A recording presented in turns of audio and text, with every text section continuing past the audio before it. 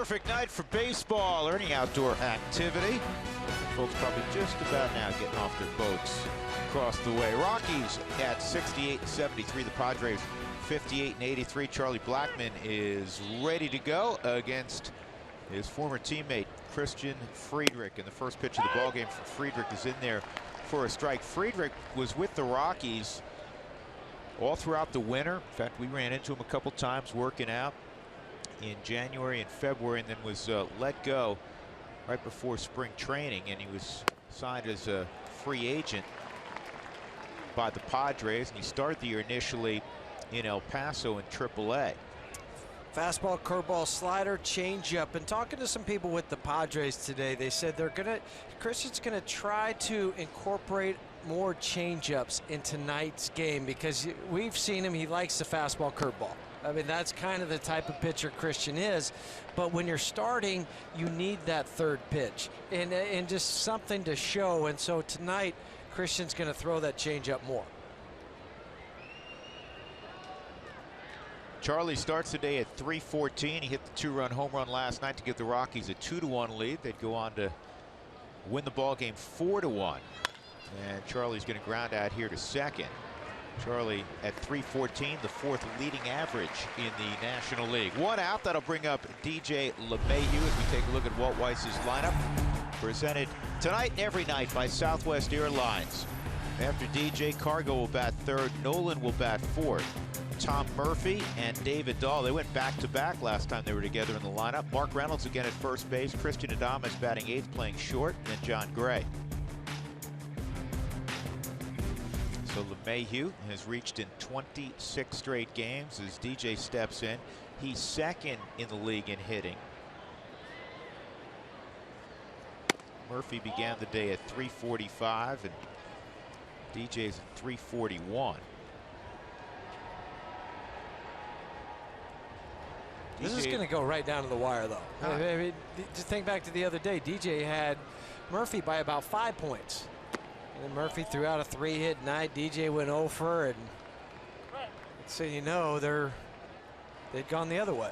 And Murphy tonight so far is 1 for 2, so his average bumps up to 346. I would agree with you. Nobody's hit higher in their home ballpark than DJ LeMahieu has this year. One of the few places he has quote-unquote struggled a little bit is actually at Petco. He's just 3 for 18 at Petco. Takes a strike there, and it's 2-1. And that is the velocity that Christian Friedrich will sit out tonight. 89. It's not to say he's not going to go above it, but that's where he's going to sit most of the night. 89 to 90 with the fastball. And that's a called strike. DJ kind of looked down as if to say, really? Home plate umpire tonight's Doug Eddings. He's been around a while. May have been a little bit south of the knees. It's going to be interesting here, the first, I would say, maybe 3+ innings because of the lighting. You know, coming off the buildings behind the batter's eye, there's a lot of light. And this is the time the Rockies normally would take batting practice, and we're standing behind the cage watching. And even during batting practice, sometimes you'll hear the guys come out and say, man, I had trouble seeing that ball. And now you couple that with the fact that somebody wants to try to spin it on you, wants to cut it on you, change it on you. It's going to make it difficult. If you're having trouble in BP, that's not good. 2-2, that's a strike. And 2 are out in the first inning. That'll bring up Carlos Gonzalez. Let's take a look at the Padres defensively. They've been a poor defensive team this year, 28th in the league out of 30. Travis Jankowski, they like him a lot. He's got great speed, and he has done a really good job in center field. John Jay is a center fielder by trade. He's over in right field. And you notice Derek Norris is back behind the plate. Good news for the Padres. He hurt his shoulder late in the ballgame on Thursday night and had to come out. 1 out in the 9th inning. When he came foul out. Tip off that right shoulder. Hector Sanchez didn't catch him yesterday. Cargo is 2 for 4 yesterday, a couple of singles. And this ball's lined toward the gap in right center field, and this is a tweener, and Cargo's going to end up with a 2-out double. Boy, he stayed back nicely, kind of let that foot hang in the air, didn't he? You caught what I was thinking too, Drew, because that's exactly what he did. That foot came up and it just waited and waited to see what the pitch was. And it's a good look here on the Subaru Supermo that he got the foot back down, but that was after waiting for a few moments and then staying behind the baseball still. Notice how the head didn't travel too far forward. It just stayed back, let the barrel work through the zone. One of the prettiest swings in baseball. Isn't it, though? Let's see if Nolan can come through. He's that RBI hog we always talk about, leading baseball at 118, led baseball last year with 130.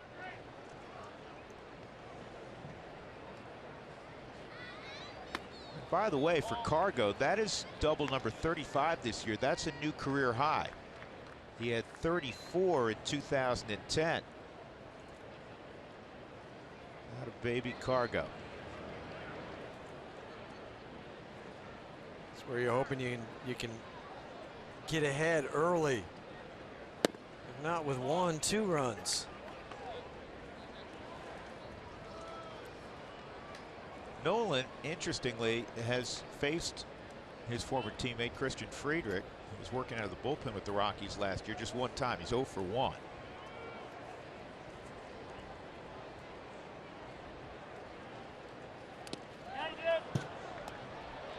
That is not a foul ball.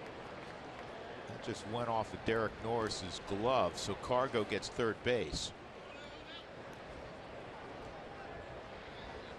A wild pitch. If I'm Nolan right now, I doubt he's going to get a fastball. He might just get some more breaking pitches. If it is a fastball, it's not going to be around the zone. But the guy that has 118 RBIs, hitting 356 with runners in scoring position, he might just pass and go to the next guy. Well, it's one of the reasons that Walt, instead of having Dahl batting fifth, he has Murphy now, another right-handed bat, to protect, at least early in the ballgame, while Friedrich is out there, protect Arenado. Obviously, you're going to go after a rookie, given your choice than Nolan, but Murphy's a dangerous bat. 3-1. And he shows a fastball away. So there's the walk to Nolan, and that'll bring up Murphy a chance to do some early damage. See, there's nothing in that Subaru strike zone. They were not messing around. Christian says, I'll go ahead and add a walk to my walk total, which is now at 46 on the season and 105 innings.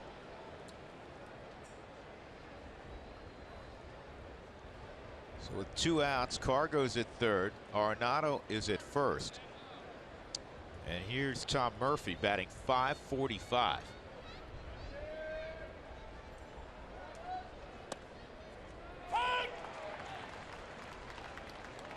Murphy's worked on his whole game. He's a little shorter to the baseball than he was late last year. I think back to that base hit he got in the 9th inning of the rally that the Rockies had the walk-off on Wednesday night, where he took that breaking pitch after having his knees buckled. He took the next one or slider to center field for a base hit. That showed me a lot that you get fooled by a pitch, but then you come back, they throw the same pitch to you again, you make the adjustment, and that was part of that rally the Rockies had in the 9th inning. West Monroe, New York, north of Syracuse. 1-1. It's funny, we were talking a lot about football today at the clubhouse. Relate some stories as the evening progresses. And one of my questions to sitting in the coaching staff locker room and said, who would be a good football player on this team? And they're bouncing a bunch of names around. They said, all right, Murphy's going to be a linebacker, though. So I asked Murphy, I said, did you play high school football? He said, no, I played high school basketball and obviously baseball. He goes, I was in a deer stand in the fall. Not giving up his hunting. Nope. Norris keeps that around the plate. 2-2.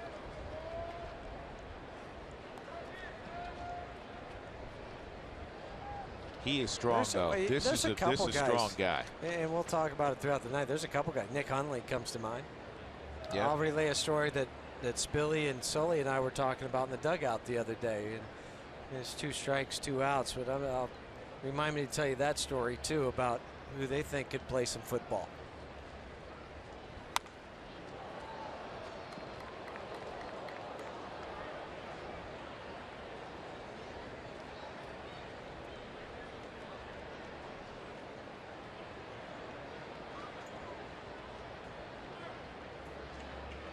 Murphy still lives up in upstate New York, so all his winter workouts are truly indoors.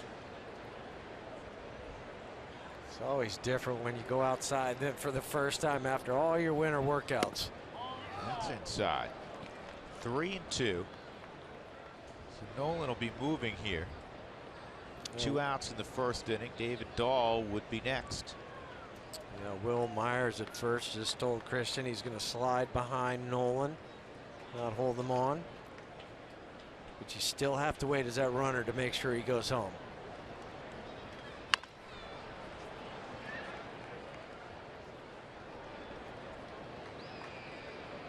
The Rockies, as a team behind the plate, their catchers have driven in 80 runs.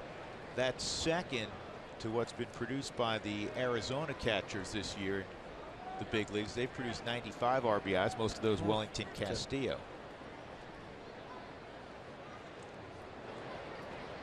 So another 3-2 on Murphy.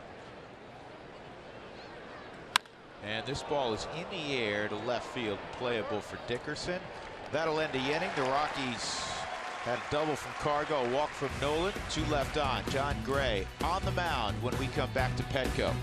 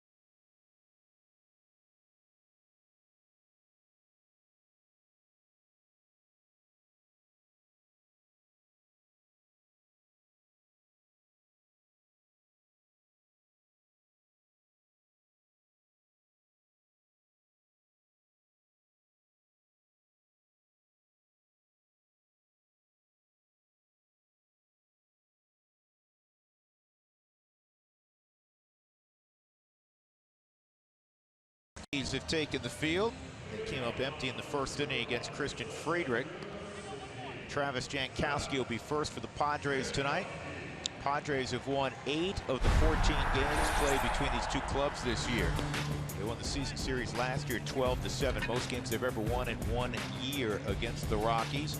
John Jay will bat second, then Will Myers, Yangervis Solarte, Alex Dickerson, Ryan Schimpf, pretty much the same as we've seen the first couple of ball games. And Derek Norris, Luis Sardinas, he swung it pretty well in this series. And then Friedrich. John Gray, 9-7, looking for his 10th victory of the year. He's pitched well against San Diego in 5 career starts, 1-1 with a 1.8 ERA. 41 strikeouts, just 4 walks for John Gray. And those numbers with the fastball all the way down to the changeup. We're starting to see a few more changeups incorporated, maybe a few less fastballs.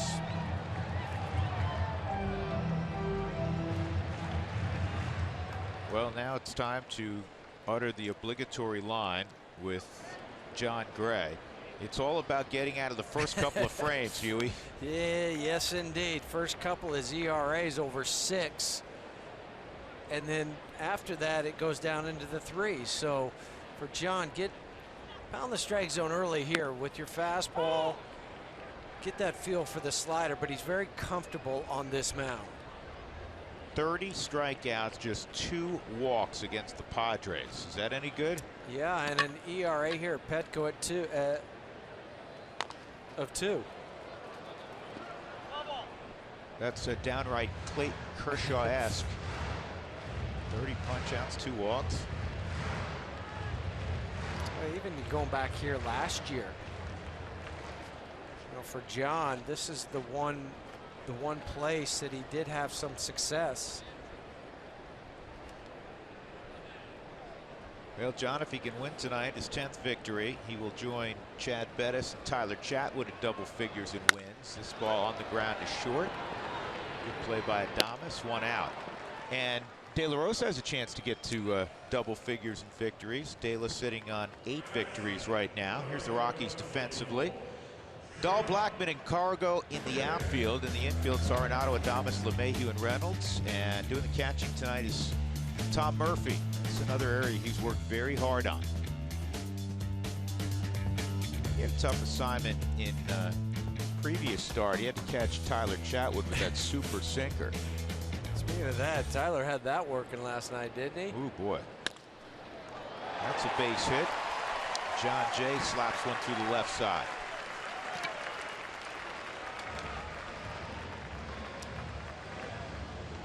Let's go back to Tyler last night because it all starts on the hill. Had 5 strikeouts. Did have 3 walks. Only gave up 5 hits. Goes 6 2/3. 100 pitches. But that triple really blew the game open in the 7th inning, driving in a couple runs. And going back through that game log last night for Tyler, he threw 8 off-speed pitches. That was it. 8. You know what that was for Tyler Chatwood, by the way? That was the Rockies' 70th quality start. Blowing all the numbers from the quality starts out of the water from last year. Yeah, Tyler threw 2 changeups and 6 curveballs. Here's the 0-1 on Myers. And that's a strike. 0-2 on Will. Myers hitting just 154 over his last month of baseball games. Just 3 extra base hits. We talked about it. He had a great first half. He's scuffled in the second half. Barely hitting over the Mendoza line.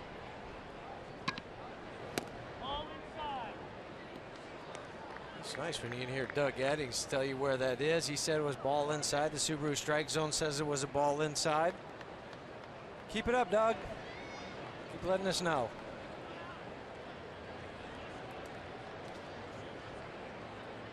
Set up away. And the fastball misses at 95. So it's 2-2. Stu Sherwater's at first base. Jeff Nelson, the crew chief, is at second. Laz Diaz is at third base tonight. 70 quality starts. Tied for 6th most in club history. The most they had was 94 in 2009.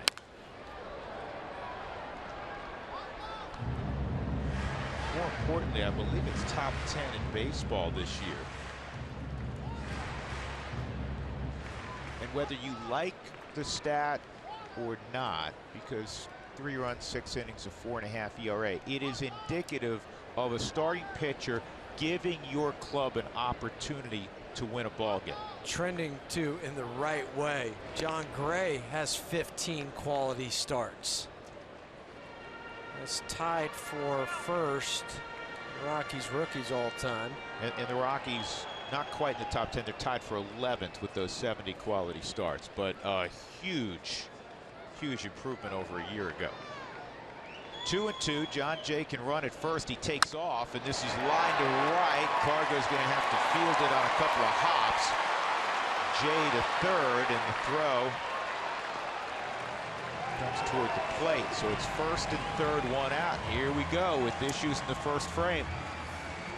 Jay took off, and then Will Myers, which we saw a lot of in the first half, going to right field. Stays inside the baseball.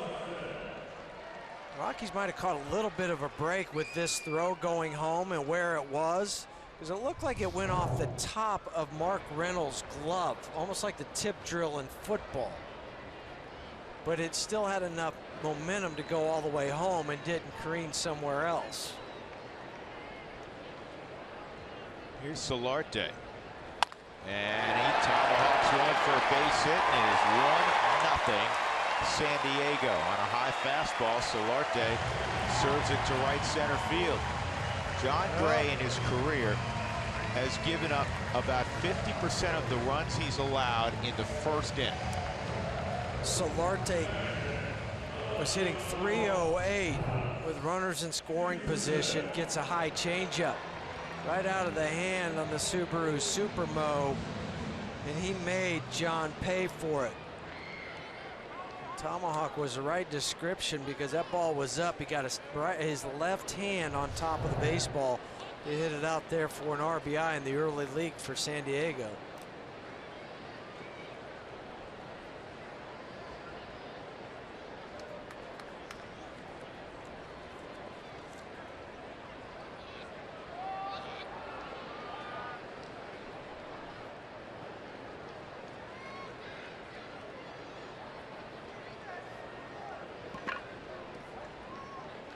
Alex Dickerson with 2 on. And that's line to Reynolds, and he's going to get the double play at second. He was looking initially at the guy in front of him. Solarte got back. That's a nice break because that was a rocket also. 1-0 San Diego.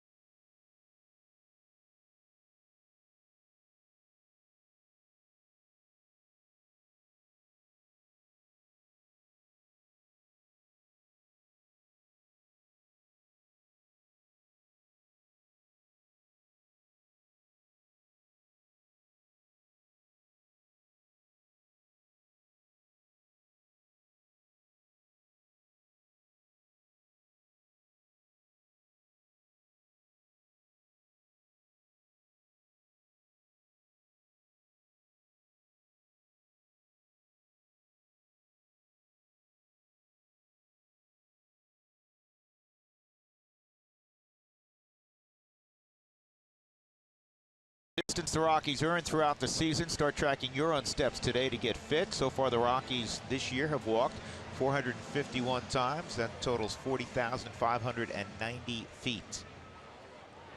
David Dahl is going to lead it off in the second inning. Drew Goodman, Jeff Hewson, Jenny Cavnar from Petco Park in San Diego on a cloudless Saturday evening.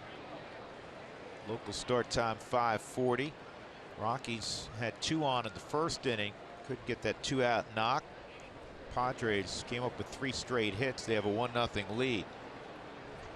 Dahl, a rarity last night. He went hitless, 0 for 4. It's the 4th game he's gone without a base hit this year. Over his last 14, he's hitting .347.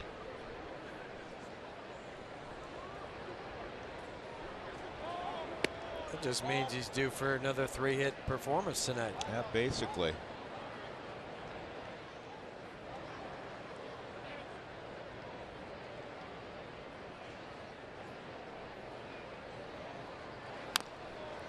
Curveball's chopped foul.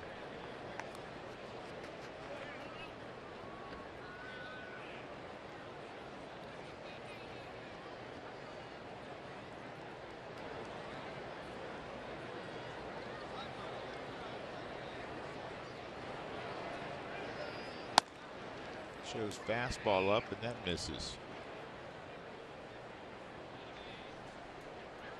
You always want to make sure that shin guard stays locked down. You don't need it moving on you in case you foul one off.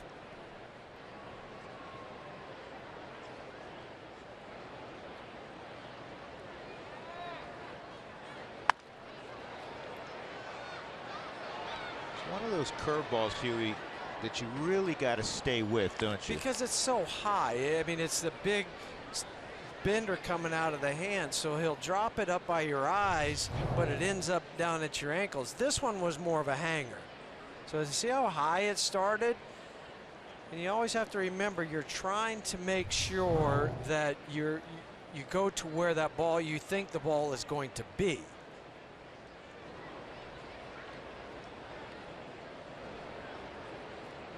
Asked for the slider, and he gets a strikeout on the slider.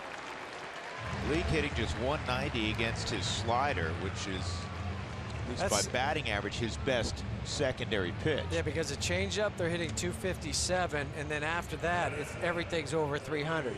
In fact, 306 for both his fastball and his curveball. Folks, when the Rockies score 7 runs in a ball game, go to participating Colorado Taco Bell locations the next day between 4 and 6 to get your Rockies taco special. Reynolds 2 for 4 in the series. Mark was on 3 times last night. A pair of walks also. One times when he had the walk, he came around to score.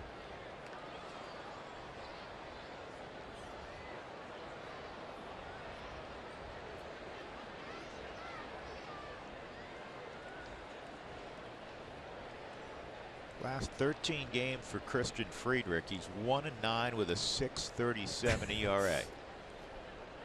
Started out pitching very well. In fact, tonight's his 20th start.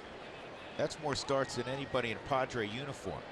Yeah, I think anybody, including every Padre fan, would have lost a bet saying who's going to lead the Padres in starts come September 10th. Listen, you know who would have lost that bet? Darren Balsley, the pitching coach. That's what I mean. Nobody would have thought it would have been Christian Friedrich. Jay will get there, make the catch in foul ground. 2 outs.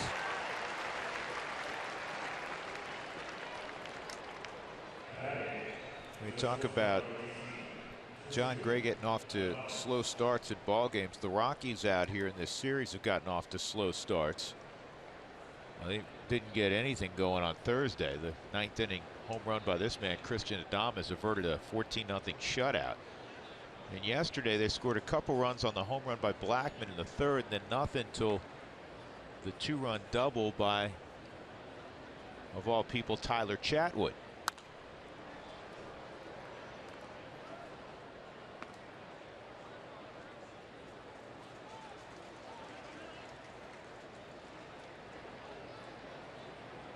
Was the theme when the Rockies were at home, especially against Arizona. They played uphill that whole series against the Diamondbacks. That's a strike. Adames has been swinging it well. 12 for his last 24 at the plate. He was 9 for 17 on this last homestand, including that walk-off double to beat the Giants. And Friedrich, 2 strikeouts in a 1-2-3 second inning. 1-0 Padres, middle of 2 at Petco.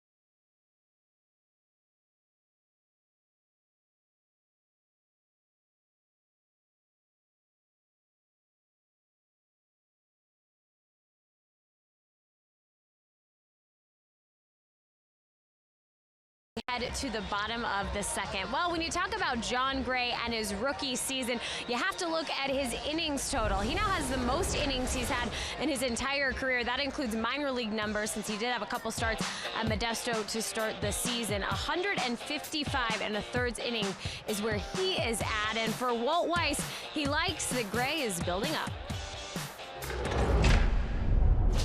Young pitchers, you want them.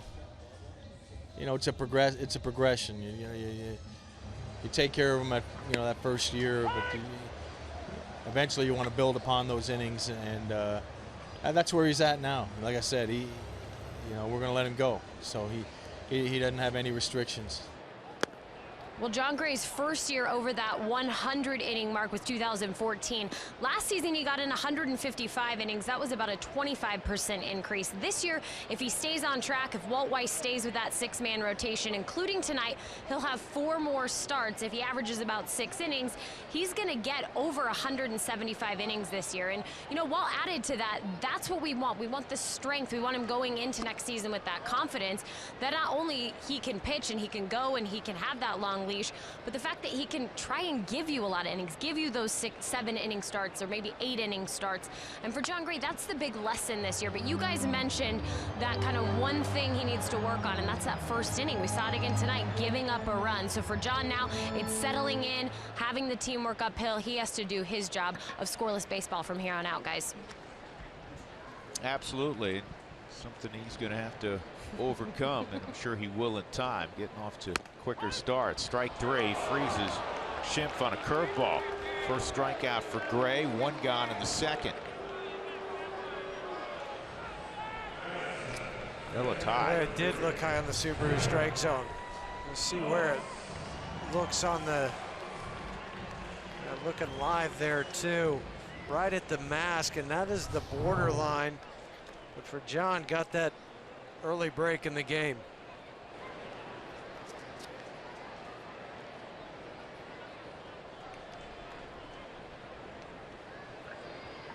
And I think that was an important piece what Jenny was talking about with Jon Gray. If he gets up to that 175, then next year you're looking at he's a 200 inning guy. Tyler Chatwood is removed, another year removed from Tommy John. Tyler Anderson, a year removed from the fractured elbow. Jeff Hoffman. So you look at every a little bit of the restrictions, and I don't mean it in a bad way. You're just monitoring this guys. But next year, a lot of those are going to be gone. You're not going to have to worry about that. It's just go out there and pitch, boys, and take us as deep as you can. Yep.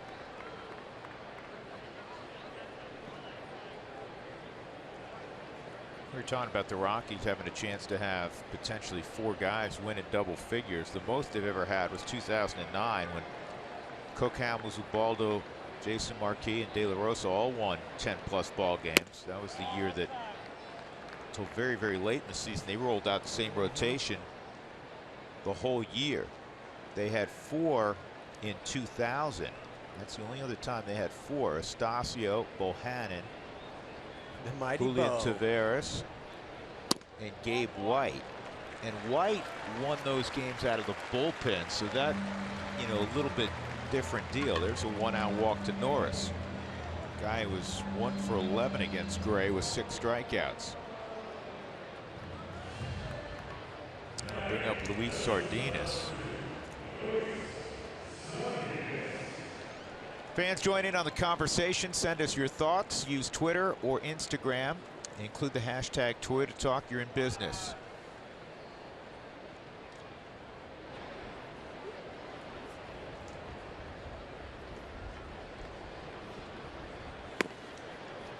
Pitch is in there for a strike changeup.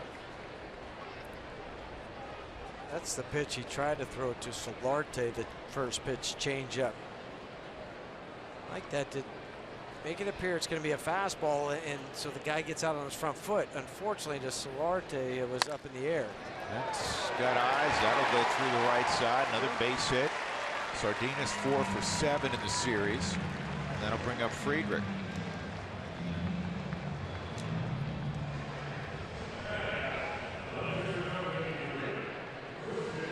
What I look at, and I know you look at, Huey, and clearly that's what the coaching staff looks at.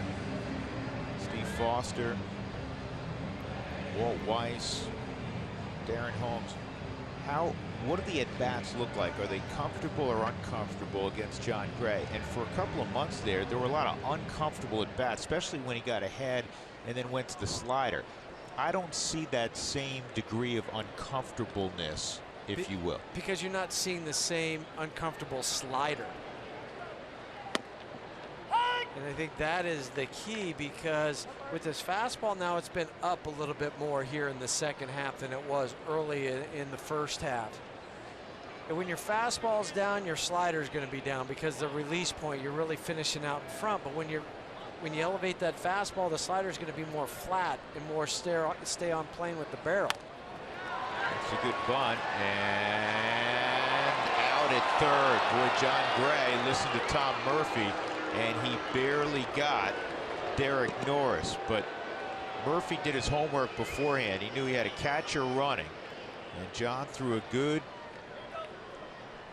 strike, if you will, to third baseman Nolan Arenado to get that force. And he had to get this and spin to make the throw to third base. So he jumps off the mound. Right now, Tom Murphy's calling, go to third, and then Nolan has to stay on the bag, and that's just like a first baseman.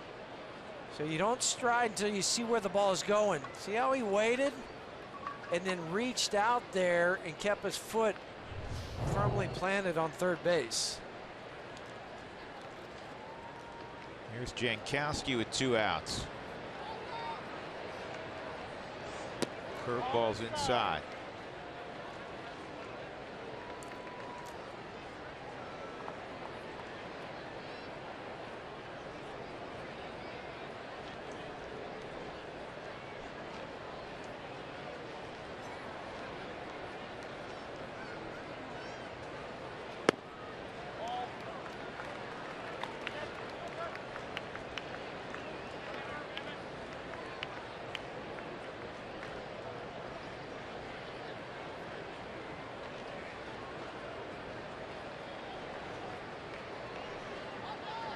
Pretty much straight up against Jankowski. Maybe a shade opposite in the outfield. That's catcher interference. Well, thankfully, it's not going to cost the Rockies a run. Murphy a little bit too tight, evidently, on that 2-0 swing. As the bat contacts the glove going forward, not on the backswing, but going forward. It's catcher's interference. And it goes as an error on Murphy.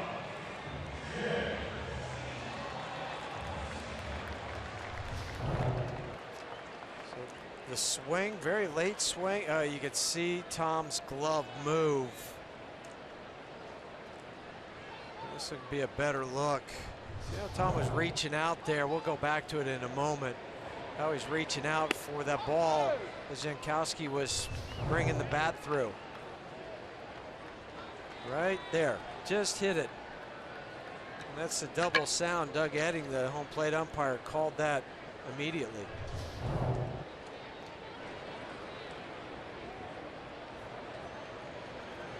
Jay with a ground ball through the right side, another base hit. That'll score 1 run. Friedrich will stop at third, 2-0. It's the same deal, man. Yep. Every time it seems. John Gray dealing with traffic in the first 2 frames. Gave up a run in the first. He's given up a run now here in the second. Steve Foster is jogging with purpose to the mound. 4 RBIs on the season for John Jay. Man, it's just like you've seen this act before, where they score early against John, and then he finds a release point, whatever it may be, and then has shutdown innings afterwards.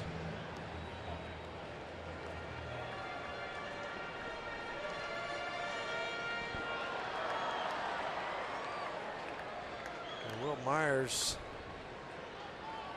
385, 11 ribbies with the bases loaded this year, 5 for 13.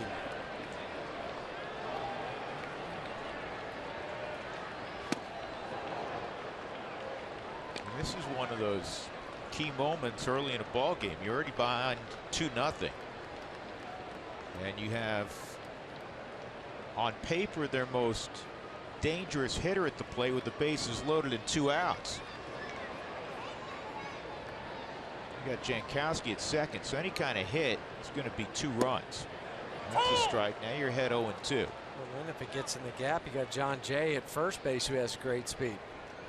And you're looking at a crooked number. Need a repeat of Thursday. And now you got him in the ditch 0-2 on 2 good sliders.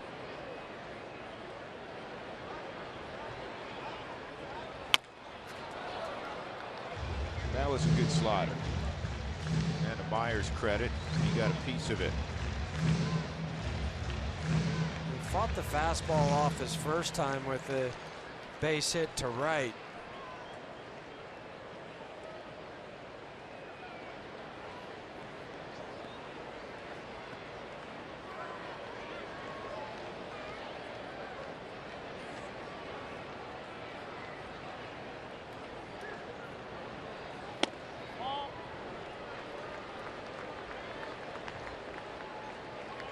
I thought that, I was looking at that going, where was that? And now we showed the Subaru strike zone, and that was right there. I mean, that's not even close. No, and John was walking off the hill.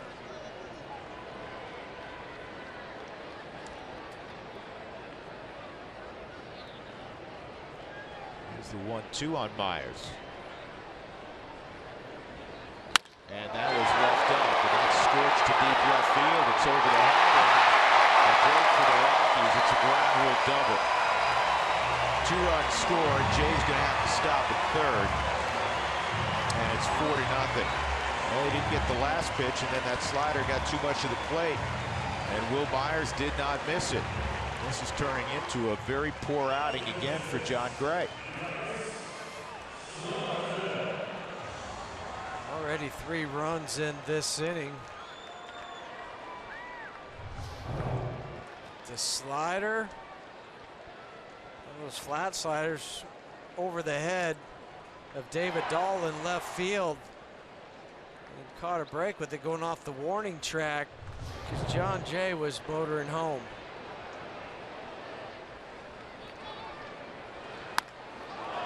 This ball, if it's fair, is a problem, and it's plenty fair. That'll score 2 more. Solarte into second with a double. And now you're talking about a flat, ugly situation. 6-0 in the second. Remember, too, all these runs have come with 2 outs. You got the lead runner on that attempted sac bunt by Christian Friedrich. Got the lead runner in Derek Norris, 2 outs.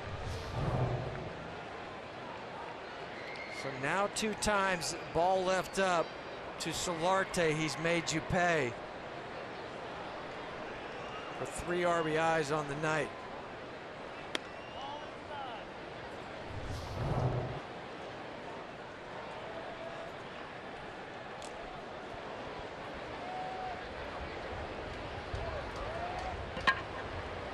Dickerson at the plate. I want to show that pitch again where John Gray thought he was out of the inning. This is the 0-2 to Myers. I want to check how it was received by Murphy. He missed the target, so Murphy had to reach a little bit, but still definitely in the strike zone. But you know what? That's part of the game. You're not going to get every borderline call. You got to come back and make another pitch, especially as you said here with 2 outs. And instead, all of these runs are scored with 2 outs. There are now 7 hits on the board that have produced the 6 runs.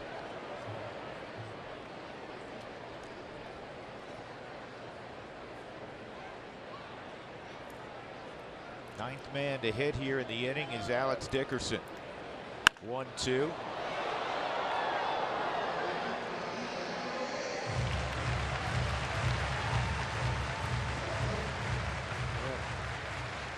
Time Eddie Butler's going to get up in the bullpen.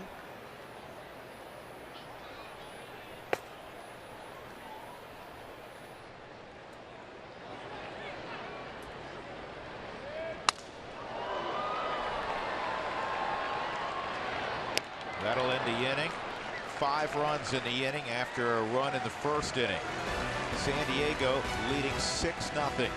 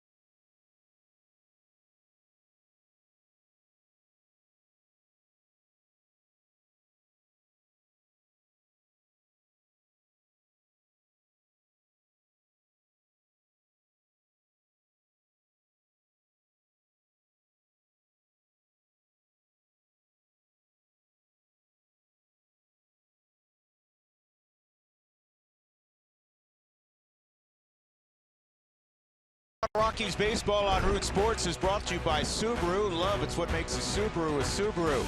And by CenturyLink, your link to what's next. Well, this evening has not gone as planned. The Rockies down 6-0 as we go to the third. John Gray trying to finish strong, and it's been anything but this evening.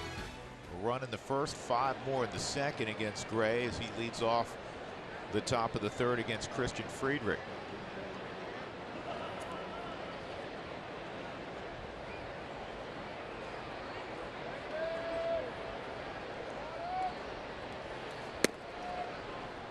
Take strike 1.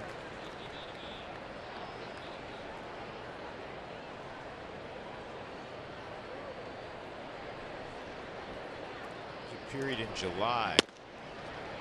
John made 5 starts in July. He gave up 3 earned runs at Dodger Stadium. The next start against the Phillies, 2 earned runs. Then in Atlanta, 7 innings of shutout baseball. At home against Atlanta, 7 innings of 1-run baseball. At Baltimore, 7 innings of 1-run baseball as John is dismissed. Home against the Dodgers in his first start in August.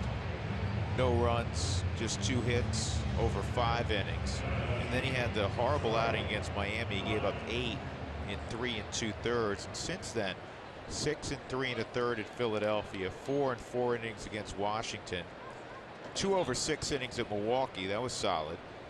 His last outing in August against the Dodgers, he threw 6 innings of shutout baseball, but against Arizona, he slipped up again with that 3-run home run late in his outing and ended up giving up 5 in 7 innings. And now he's given up 6 tonight in just 2 innings. So, you know, he had it really going on in July.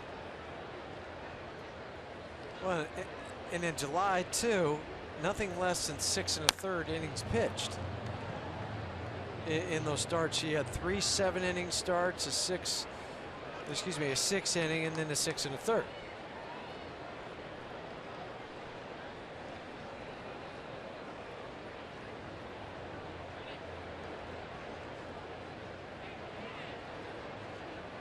Now Friedrich can pound that strike zone. He's up 0-2.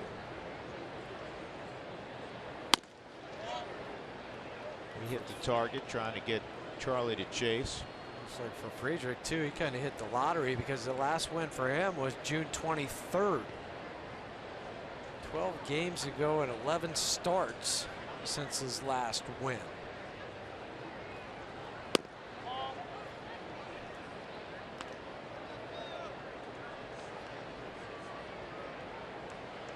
Rich Hill tonight down in Miami for the Dodgers is perfect through 7 innings.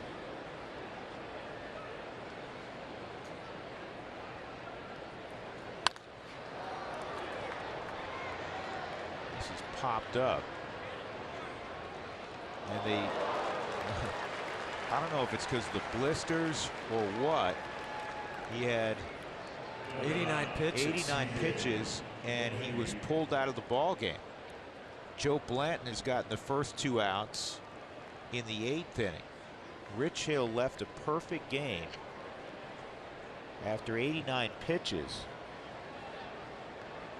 And you wonder, did a blister open up again? That's the only reason, to me, you take him out. I know he missed a lot of time. You say pitch count and that sort of thing, but yeah, talking about a guy who's been around a long time. I guess Puig had an unbelievable catch in that game. Seen the highlights. There's some reports going around. The catch he made, one of the best I've ever seen. Oh man, Friedrich got smoked by that. It'll be a base hit for LeMahieu. We'll have to go check on Christian. Yeah, and then where did this hit him? Trying to play it off. Well, he didn't make much of an effort after getting hit to go after the baseball. No. You know he was hurt. Hopefully he's all right. A lot of adrenaline going through his body right now, so it's not gonna, he's not gonna be feeling it as much as he will later. Oh, right off the outside of the left leg, maybe around the knee.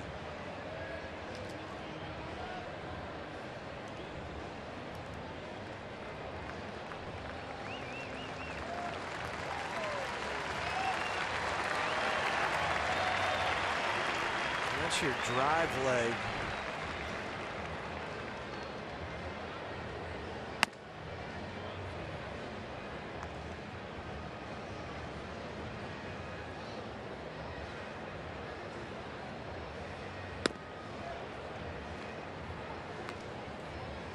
Says he's fine. Those are, but for now he's fine. Yeah. So how does it go later on in the game? Start to stiffen up, swell up on him. With the base hit by DJ, he's now reached in a personal best 27 straight games. That's an ongoing record. Cargo will come up here in the 3rd. He doubled back in the 1st with 2 outs.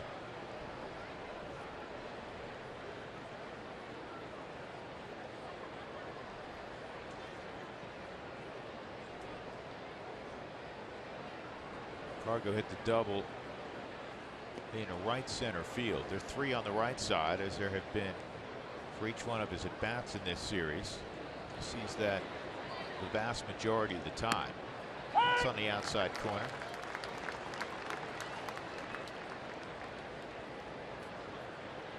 Well, he snuck some through that left side in these shifts.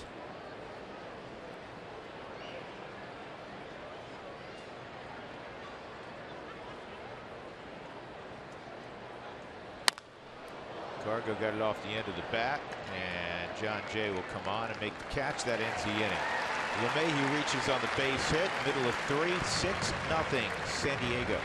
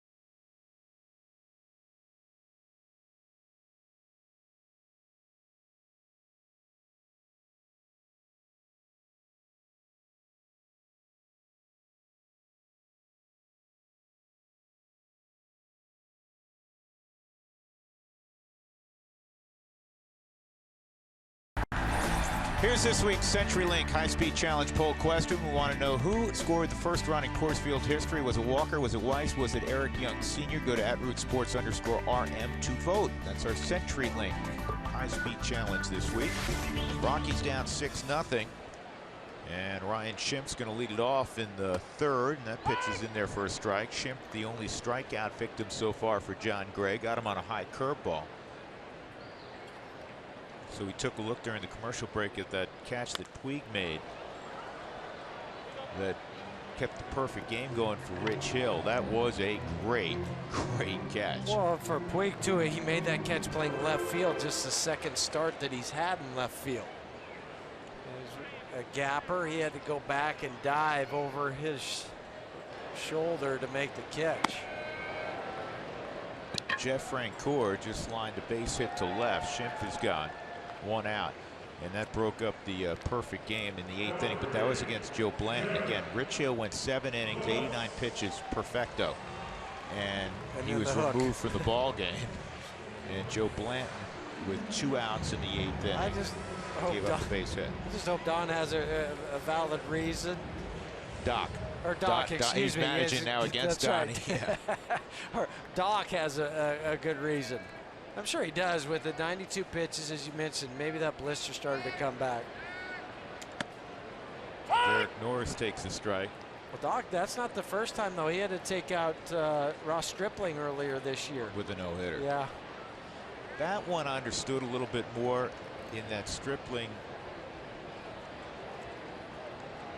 was well over 100 pitches. I remember Stripling was coming off an injury. Tommy John. Yeah, okay, well that's a pretty significant injury. And so that one I think you clearly understood. My guess is that they're worried about the blister, which has kept Hill out. Remember, Hill, after the trade from Oakland, he didn't jump right in the rotation with the Dodgers. That's a base hit to center field at the end of the bat. So Norris is aboard with 1 out, and that'll bring up Luis Sardinas. I imagine it will be the first question Dave Roberts gets in his post-game press conference. Why?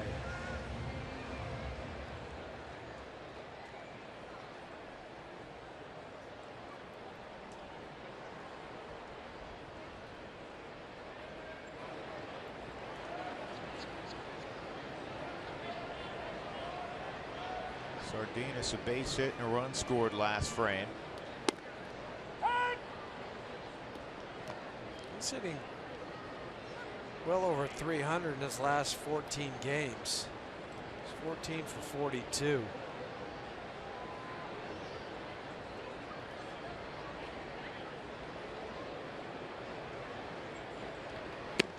That's a good pitch.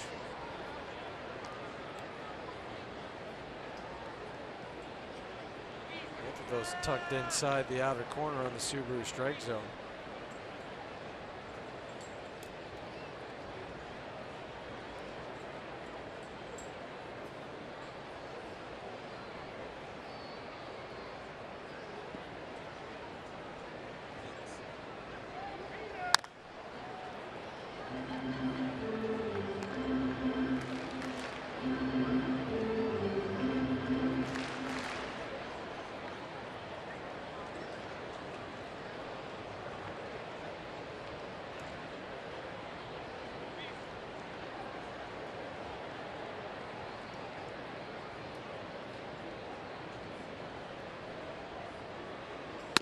Off the plate. So the Rockies came into this ball game, Huey, 27th in fielding percentage in Major League Baseball, which to me is shocking. It's been an issue all year. And you say, how can that be? You have the best third baseman in the game. You have one of the 2 or 3 best defensive second basemen in the game. Story was holding his own, showing great range before the injury. Mark Reynolds has done by and large a real nice job at first base. So where are all the errors that places the Rockies 27th in baseball? We're going to show you. That's high and away, 2-2. So the Rockies have 15 errors behind the plate. That's the second most in Major League Baseball. At shortstop, They now have 17, which is 9th most. First base, they have the 3rd most at 13. In the outfield, the 8th most. The pitchers have been, as we've talked about, have not fielded their position well. 20 errors, the 2nd most in baseball. Now, typically, and not surprisingly, they've been good at 2nd base and at 3rd base. So it's a wide range of spots where the Rockies have underperformed. Now, how important is defense? Folks, of the top 15 fielding teams this year in baseball, 13 of those 15 are above 500. Coming into tonight, they'd given up 15 unearned runs just in the month of September. And you can add another one in tonight. They had 11 in August, so 62 total. Again, coming into tonight, 62 unearned runs. And this game's tough enough to play when you're playing it straight up. Everything's working. You're playing good defense. You're good. But then when you start adding on an extra out, an extra 2 outs a game. I mean, tonight, just a little thing. You had catcher's interference. A guy gets on base, and then a base hit after that. I mean, it just shows you how quickly it can happen. Of the bottom 15 teams in fielding percentage, only 3 of those teams are above 500.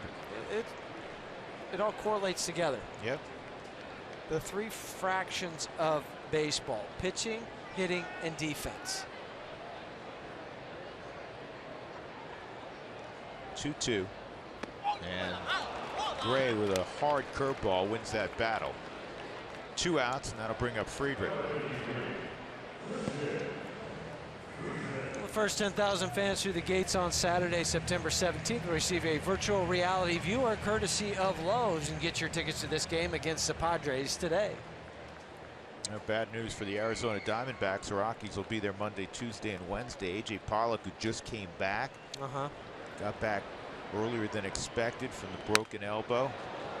He strained a groin today running, and in all likelihood, he is done for the season. And Chris Herman, who just came back, their backup catcher, but he's versatile. He can play the outfield. He swung the bat well for them earlier this year. Sliding into second today. He broke his hand in 2 places, needs surgery. He's out for the year. Wow. I mean, I feel bad for Herman, but I feel really bad for A.J. Pollock after having to have elbow surgery. When he hurt that the last 3 or 4 days at camp, maybe breaking that elbow and had to have surgery, and then comes back and now he's going to miss the rest of the year. 1-2 on Friedrich.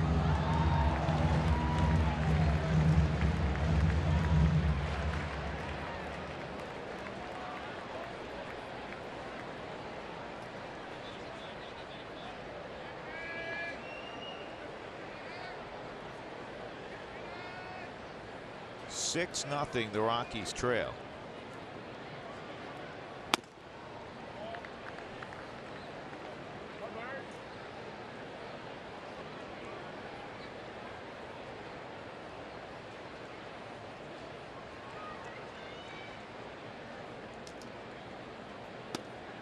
And that's hot.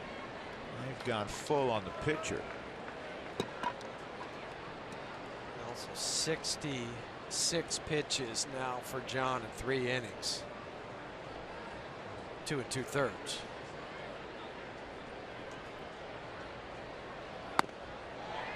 Ball 4. So Gray has committed one of the cardinal sins. He's walked the opposition pitcher, who's hitting below .070.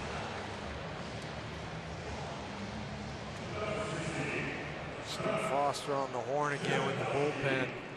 It's going to be a very disappointing one for John. No 2 ways about it. Well, looks like it will be Eddie Butler again for the 2nd time tonight, getting up.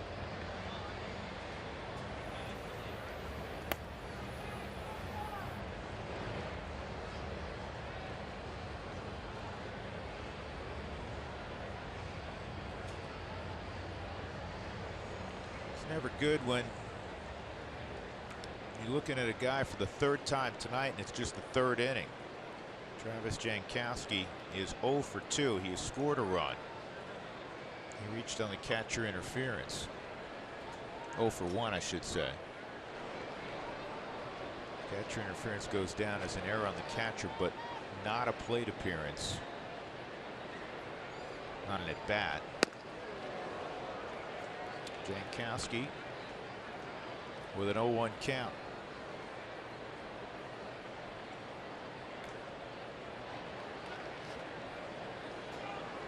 So Tom Murphy's backed up a couple inches from his normal spot with Jankowski out there. Or up to the plate, I should say. He doesn't have that catcher's interference again. You can see the marks that he's made just in front of his right foot. Talking about Tom, now he's moved back 2 inches.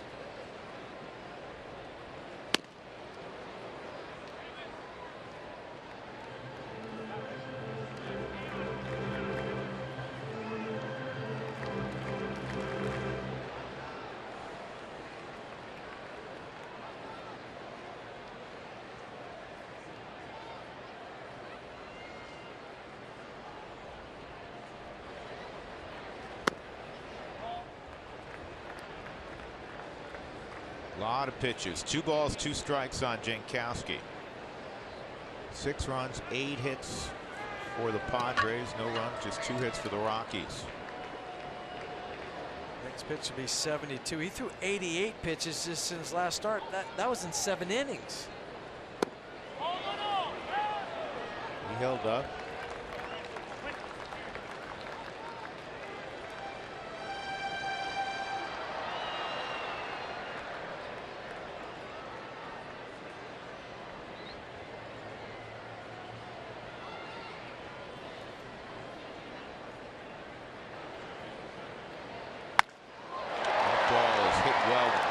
But he'll make the catch. That ends the inning. There was a hit and a walk, 2 men left on. Through 3 innings, it is 6-0 San Diego in their home ballpark.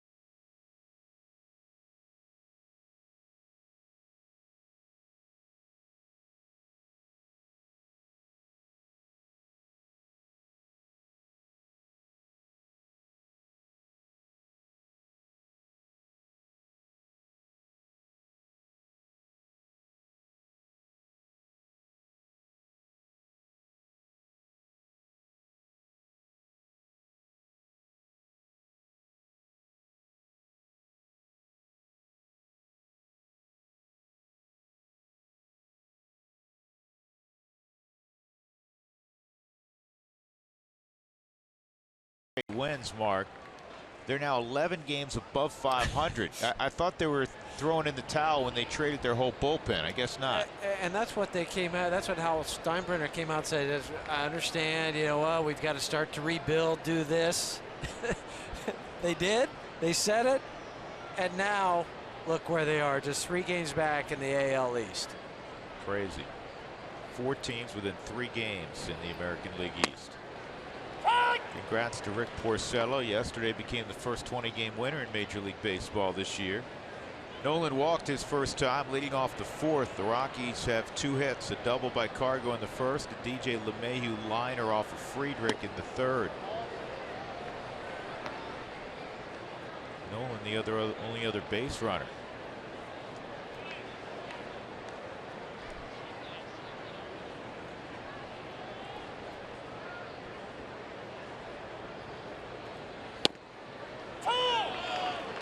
Rockies won last night 4-1, so now over their last 11 games with that victory against teams below 500, they're 2-9. That's another trend that has to reverse as you look towards 2017.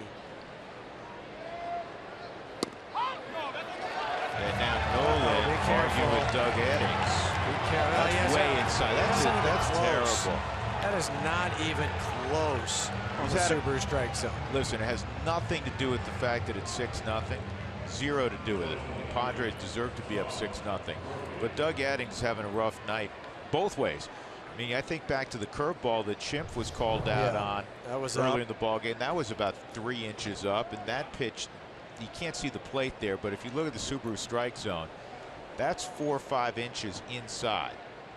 And Doug must have known he missed it, because as soon as Nolan pointed to that, it's usually a ground for ejection. I'm not saying what Nolan did wasn't right. You had every right to beef with Doug Eddings. But when you start pointing to an umpire, they don't like that.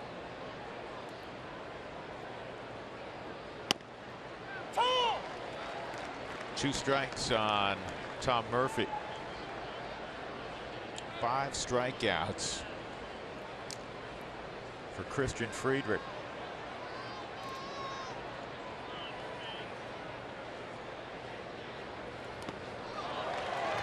Six strikeouts for Christian.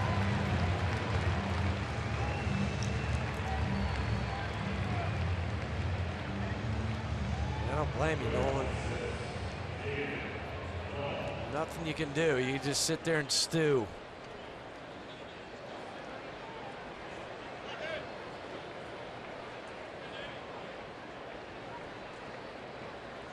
Put so much work in, so much effort, knowing most days you can get 4 at bats. You're down 6-0. You're trying to get something going, leading off an inning. Hitting's hard enough to hit strikes. You never want to give it bats away. Everything that we talk about almost on a nightly basis or a weekly basis for sure, and then you get a call like that. And again, he's had several both ways. Umpires have off nights just like players do.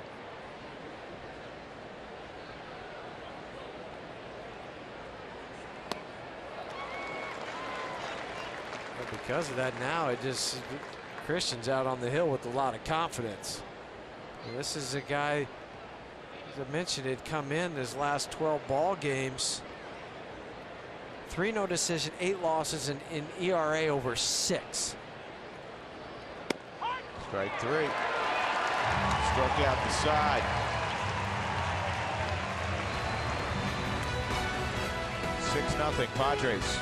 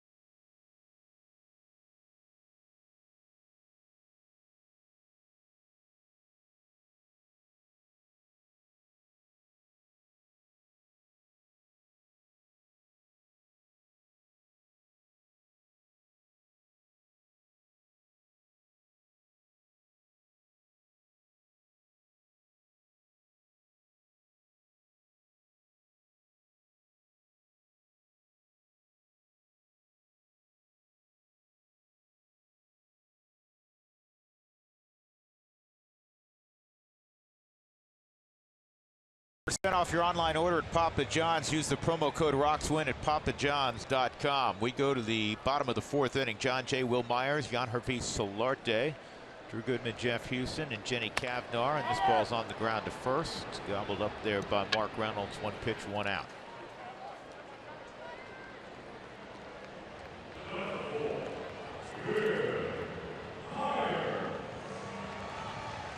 Been a disappointing night. And that was one ugly half inning offensively for the Rockies. 3 guys struck out, 2 of them looking. Well, you had Nolan that we talked about with that inside, wasn't even close. Tom Murphy swung at a curveball down in the dirt, and then David just took the fastball right down the middle. Wow, where? You know what? I'm done. He's missed so many pitches tonight. Keep asking where a pitch is, and that's a, instead of 0-1, it's 1-0. And even Nolan, when he was going out on the field prior to this half inning, was still kind of barking at Doug Eddings, and Doug was looking at him, yelling back, saying that's enough.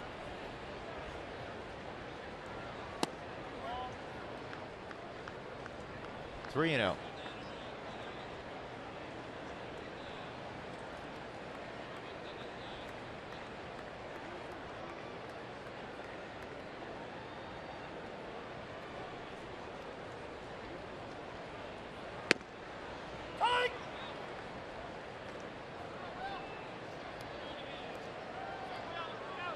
John started this inning with 73 pitches, so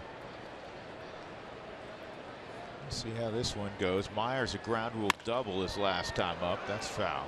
Well, I think Walt would like to at least get him through this inning, because the pitcher's spot due up 3rd next inning.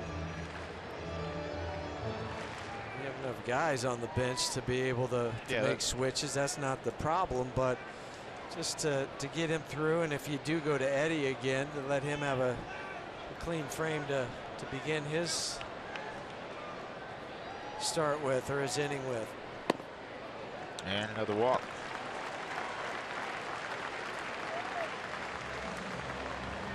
Third walk issued by Gray. And that'll bring up Solarte. 2, 3, and 4 in the lineup. Jay, Myers, and Solarte are 6 for 6. Solarte has 3 runs batted in on a single and a double. Maybe try throwing Solarte a fastball and keep it down and away from him, because the 2 breaking pitches, the slider and the changeup, have both been up.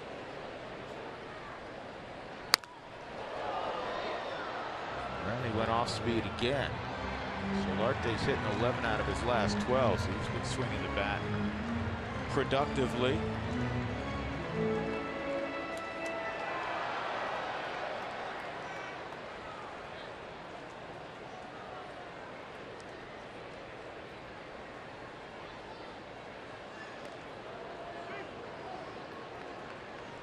Will Myers 25 of 30 in stolen bases.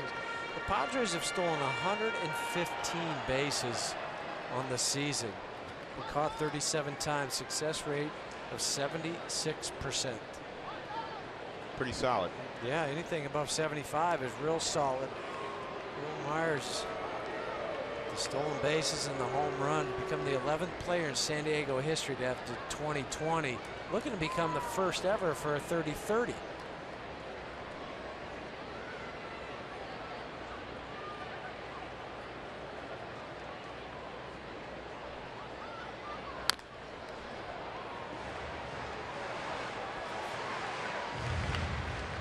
Myers and Mike Trout, the only 2 guys with 24+ home runs, 24+ stolen bases so far this year.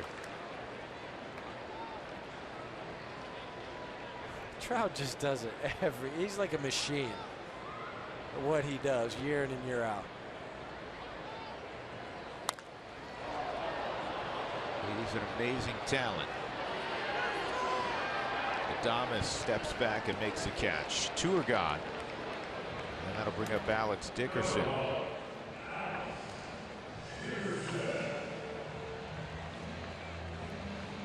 The Rockies are teaming up with Love Your Melon for a special night on Saturday, September 17th. Your Love Your Melon night purchase includes a ticket to the game plus a special Rockies Love Your Melon beanie.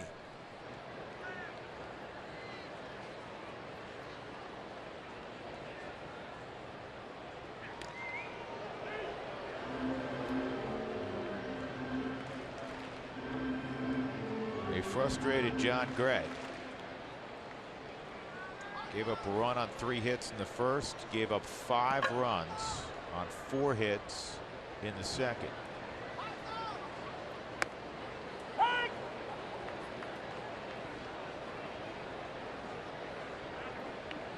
And all of the runs scored with 2 outs. Yeah, and he had the bottom half of the lineup too to get out of that.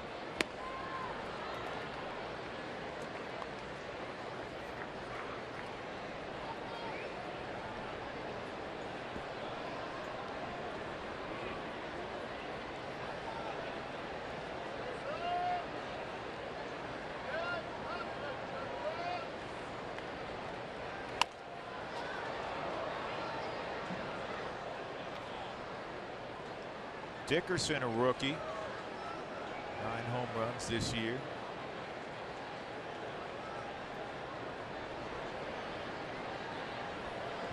Poway, suburban San Diego.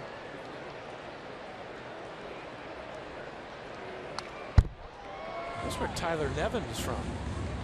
Poway. Yep. Hurt this year.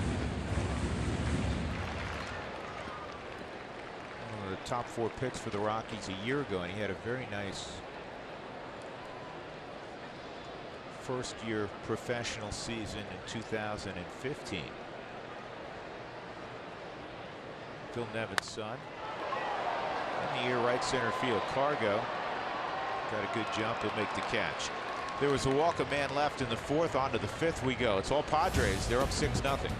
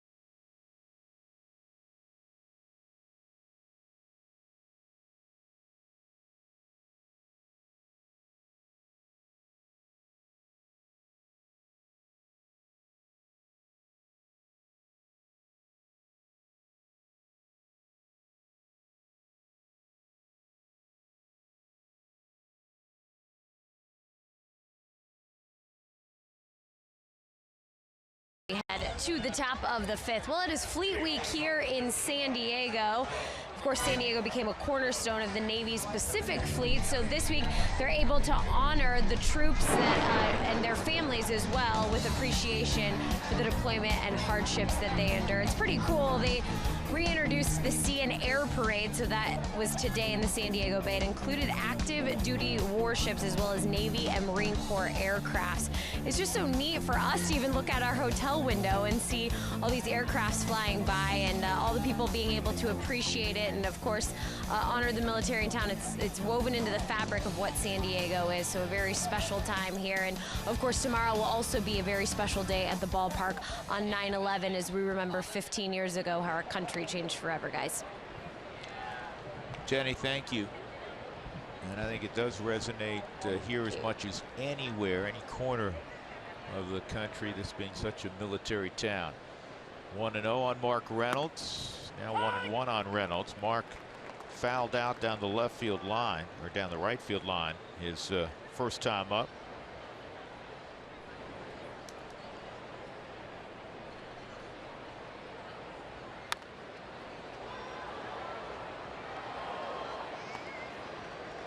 Christian Friedrich in his last start in Los Angeles went just 4 1/3, gave up 4 runs on 6 hits, struck out 4, walked 3. His previous outing, they kind of stepped away from him for a time in the rotation, and he actually worked out of the bullpen. Now he's back in the rotation. That was his first relief appearance of the season. Just trying to find a spot because he had given up a lot of earned runs on the season.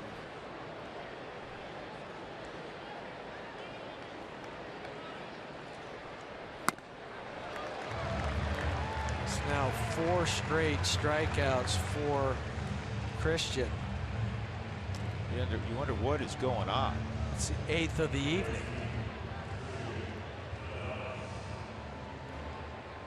Turn into Clayton Kershaw. Cliff Lee, as you mentioned in the open.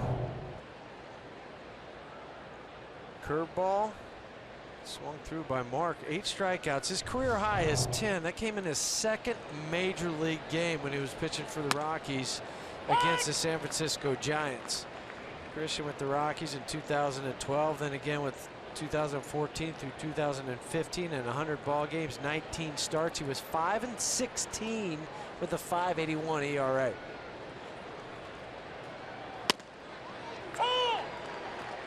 Stephen Cardullo on deck to pinch hit for John Gray.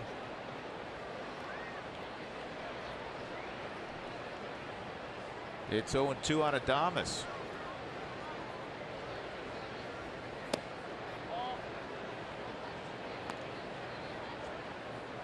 Friedrich out of Eastern Kentucky University, grew up in the Chicago area. His dad's still the dentist for the Cubs, isn't he? Last I heard he was.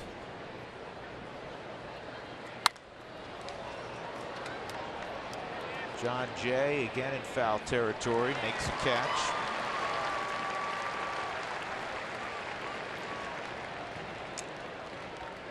Cardullo will come up to pinch hit with 2 outs and nobody on.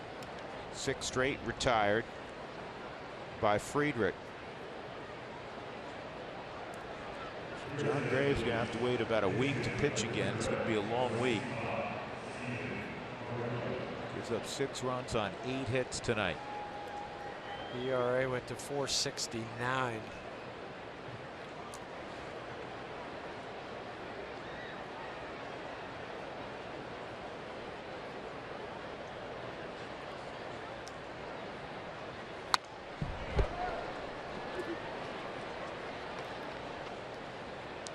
Cardullo had an opportunity the other day to get together with Buster Posey, his teammate from Florida State.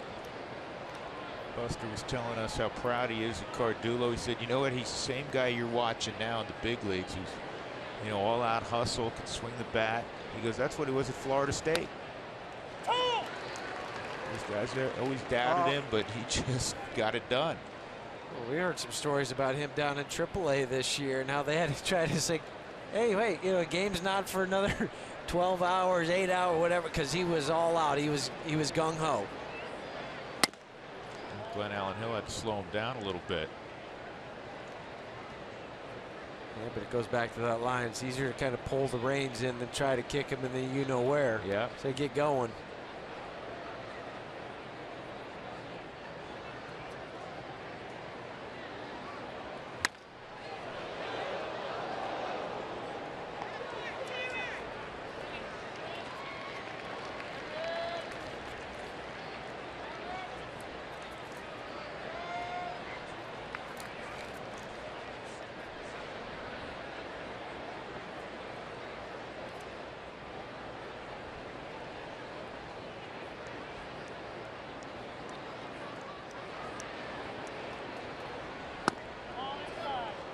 Not a whisper of offense tonight so far for the Rockies. The closest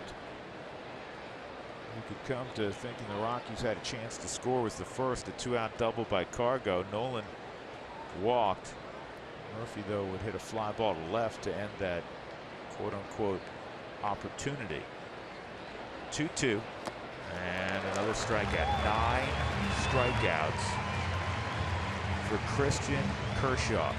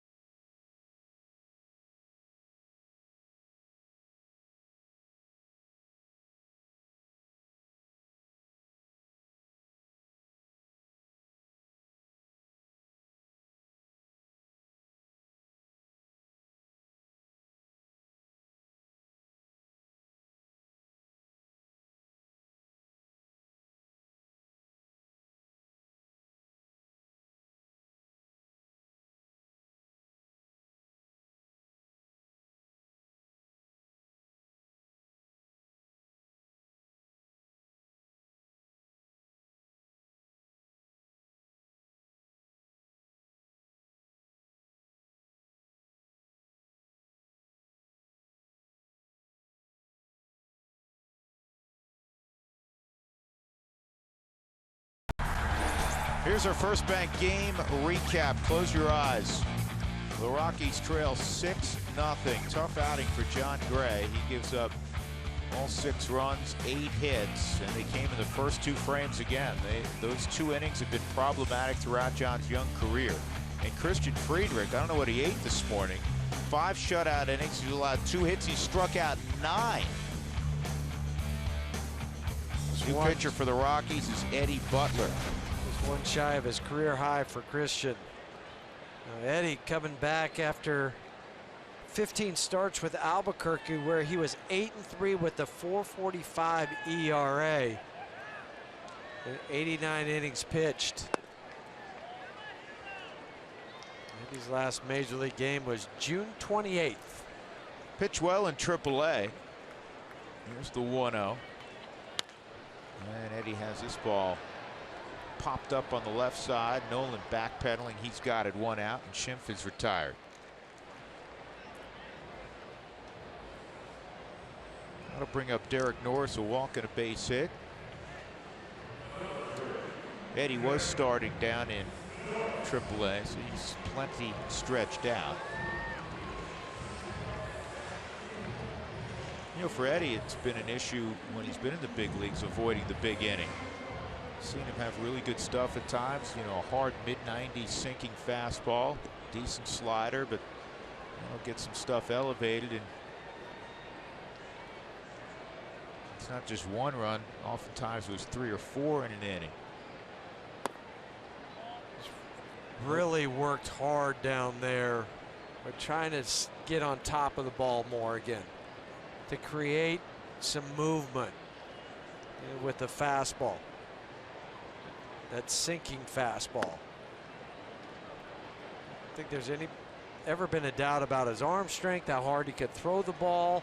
He's got great arm talent. Yeah, but sometimes it was the location. But what type of pitcher did he want to be? Or could he be?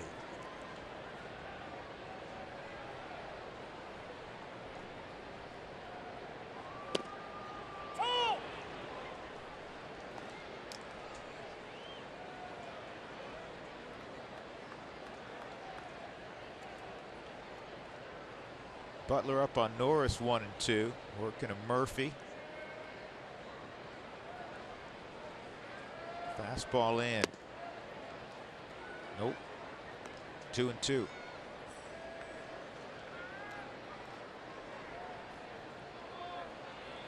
You know, when Norris catches this year, this is interesting. Padres are 49-52, 3 games under 500. Overall, they're 25 games under 500. It's the way he works behind the plate, the rapport he has with the pitchers, pitch calling, receiving. That's something when you come to negotiations, your agent will put that near the top of the list to remind. I think he would have club, to, yeah. because when a guy's hitting 182 over the, I mean, we're in September now and he's hitting 182. That's not going to go too far.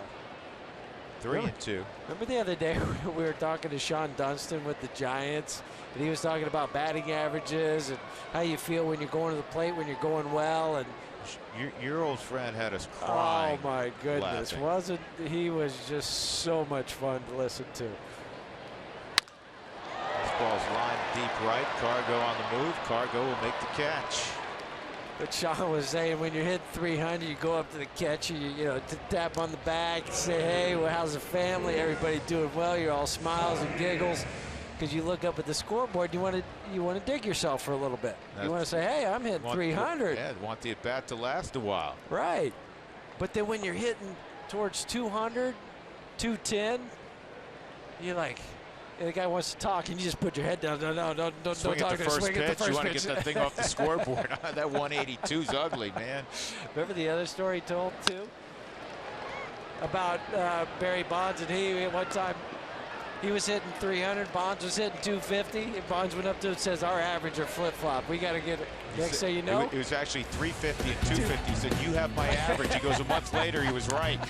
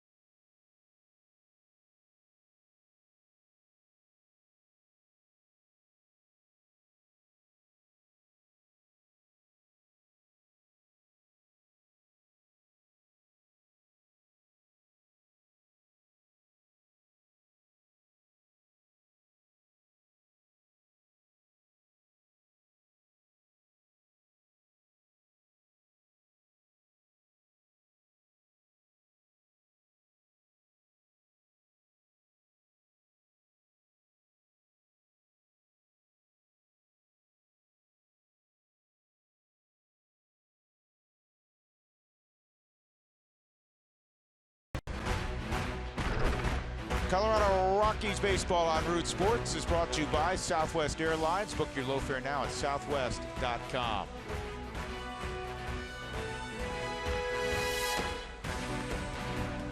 Six 0 Padres leading in the top of the 6th inning. The Rockies at the top of the order. Last night with their win, 4-1, the Rockies, had Blackman, LeMahieu, Cargo, and Nolan top 4 in the lineup. So in the second half, that improved their record to 20-6 with the big 4 in the first 4 spots in the lineup. Let's see if the Rockies can come all the way back, down 6-0 here. They still have 12 outs to work with. There is time. They got to figure out Friedrich, That's though. what I was going to say. They got to solve Christian Friedrich. He's only given up 2 hits, 1 walk, 9 punch outs. He's been able to spot his fastball all evening. And he doesn't throw hard anymore. I mean, when he was drafted, he was 91, 93. Running up a little higher than that. He's been working at 88. It's lifted to left, close to the stands. Dickerson. No play.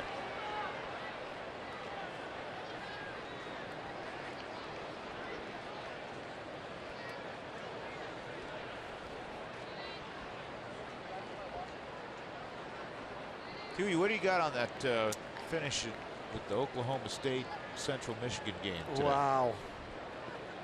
First of all, do you think they'll reverse it? I don't think so. I don't think they'll reverse it. Yeah, but that, I mean, for nobody on that sideline to know what the rule was. None of the officials knew what the rule was till after.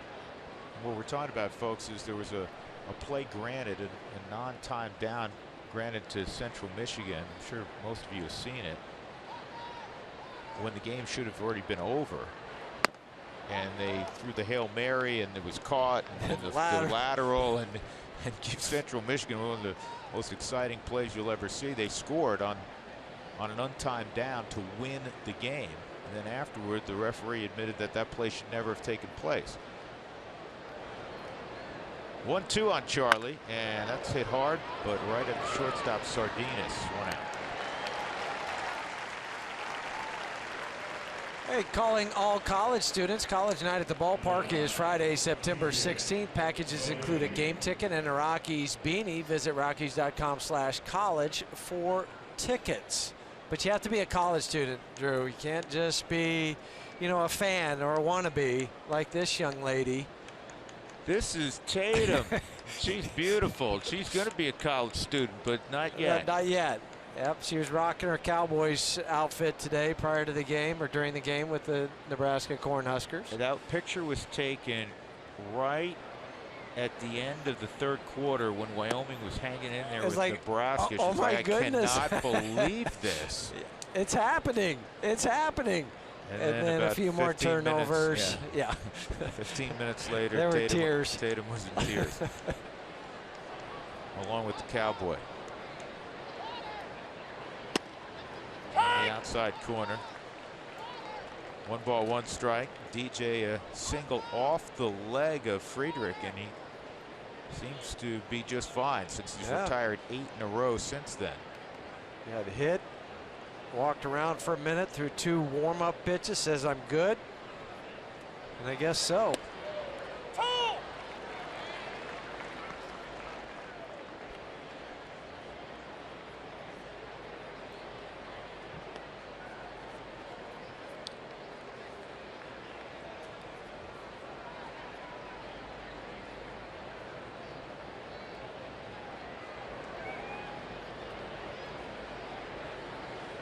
Two. Curveballs pounded into the ground, foul.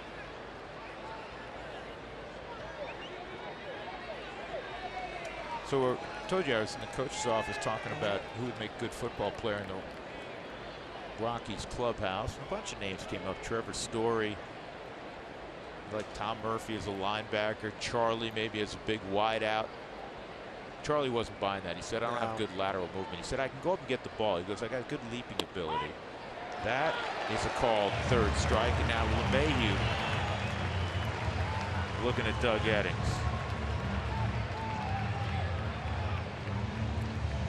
Ten strikeouts. That matches a career high. That one looks like it was down at the knees in the Subaru strike zone.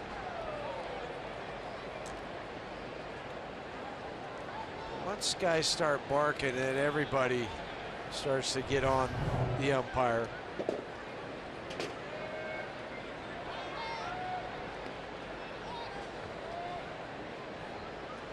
Cargo a double in 2 trips. 2 outs, nobody on. 9 in a row set down.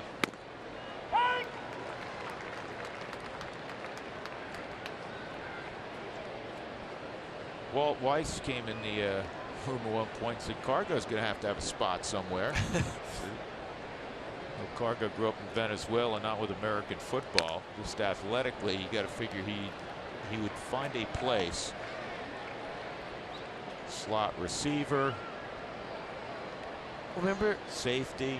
Well, remember what we were talking about earlier, Spilly and Sully, and Sully had the bet with Spilly that he couldn't on a toss sweep get around the corner. He wasn't fast enough, couldn't do it. Spilly kept saying, "Oh, I can do it, yeah." What team's he playing? Well, it does some college team, yeah. Well, Alabama, I don't think he's getting around the corner. No. This ball's hit hard, but it's right at Sardinas. But 1, 2, 3 inning. Nick Hundley said the one guy that he thinks that could do it, Trevor Story. Give him some time, he would make that corner. I wouldn't bet against him.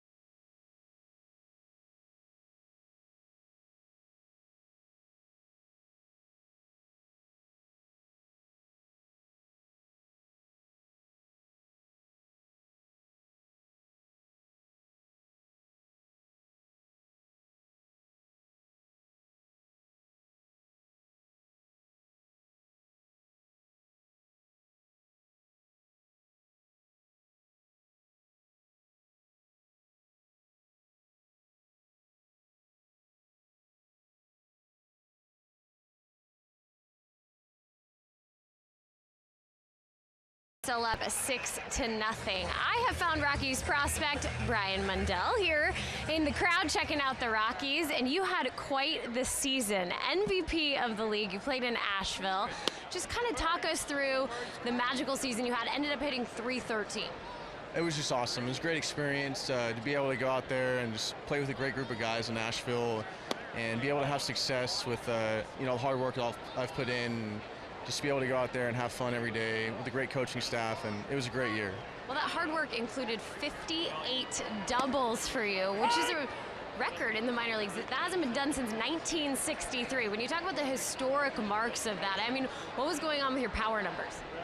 I was just really lucky and blessed to be able to drive the ball all season, and the approach that I had was just to go up to the plate and hit the ball hard whenever I can. And I guess during the season, those hard hit balls just happen to find the gaps or off the wall, and I was lucky enough to coast into second base with a double. So I wasn't really thinking about it or trying to do it. I was just going up there and trying to hit and just get hits for my team, and I guess it all worked out in the end. It did. Brian went to San Luis Obispo for college. You were drafted in the 7th round back in 2015, but you're from Valencia, so a California guy through and through. We all know now that Pat Valleca, also from Valencia. You guys used to play together growing up. How excited were you to see him make his debut and eventually get his first hit?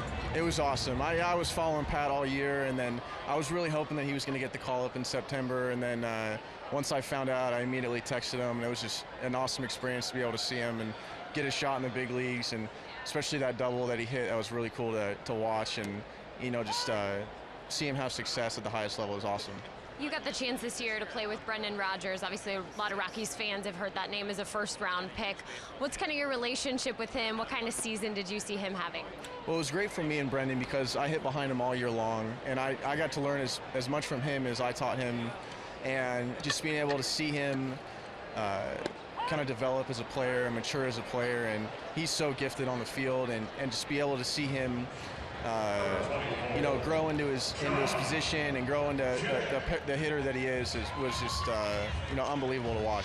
Well, speaking of learning, you said you're heading to Instructs here soon down in Arizona, so you'll keep the learning process going. And then this offseason, you're going to work out down in Arizona eventually before spring training, the chance to work out with some big league guys. What's that relationship building like, and what do you hope to learn from some of these younger big leaguers? Well, I hope to learn as much as I can from them, for sure. and just go out there, work hard, and try to push each other, and hopefully just soak in all the information I can get, and expand my mind and open up to some of the guys and see what they have to say when they were in my position, and see what I can do to get up to where they're playing right now. It's just the biggest thing I'm trying to accomplish down there. Great. Well, congratulations again on the MVP season. Best of luck this offseason, and we'll keep in touch with you for sure. Thanks so much. All right, guys, we are going to head to break, and we will be right back with Drew and Jeff.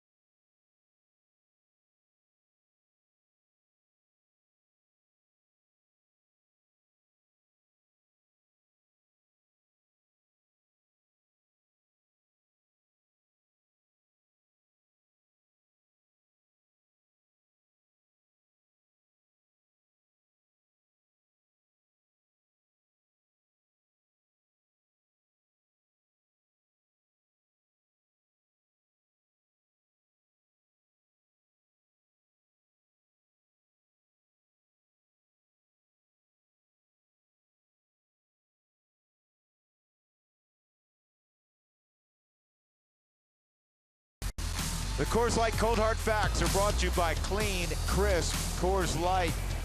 This is Balboa Park, or at least part of it. It's a 1,200-acre site originally put aside in 1835. In 1915, the Panama, California Exposition was held to commemorate the opening of the Panama Canal. Many of the structures there today were built prior to the 1915 get-together. The commemoration of the Panama Canal, and today the park holds museums. It holds one of the best zoos in the country, the San Diego Zoo. Theaters, great place to run. Curveball's high, ball one. Today's history lesson brought to you by our very own Doug Marino. Well, Doug is a zoo connoisseur. Can you be a connoisseur? Yeah, I guess you can be a connoisseur too. Dougie, if he were not doing what he's doing in television, this has hit the deep center field, and Jankowski will make the catch, and Nolan's retired. Dougie would be a zookeeper. Well, that's because earlier he was a park ranger. I'm out on the park ranger thing only because Doug told me that it was up in the Badlands a couple times in there, and I put this in air quotes, their house. He woke up and had a snake in his sleeping bag. Yeah, I'm out too. I'm out. That's there was a rattler, right? There was a bull. Oh, it's just a bull snake. They eat rattlers, so that's not a big issue. So you're working for the Department of the Interior, right, Doug? Right. Okay. I would be on the phone to the Department of the Interior and say, you know, it's been great to serve. I'm honored to serve, but I'm now out. All right. I'm going AWOL. I'm not giving you 2 weeks notice either. Right. The snakes. I'm done.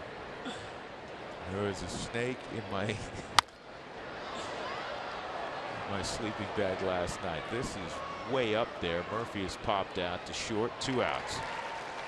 2 gone already in the 7th inning. Friedrich has not given up a base runner or allowed a base runner since LeMahieu's hit off his leg in the 3rd inning. That's it. 10 strikeouts.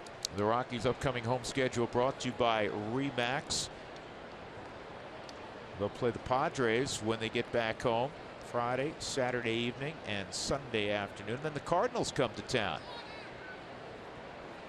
Rockies do have a couple more series against teams outside the NL West. They'll conclude the series at home for the first time since 2007, and that 3-game set will be against the Milwaukee Brewers of Craig Counsell. You think about that, since 2007, 2008 on, every series finish up is out on the road. Well, that was a quick 1, 2, 3 inning for Christian Friedrich. 5 pitches, 13 straight retired by Friedrich.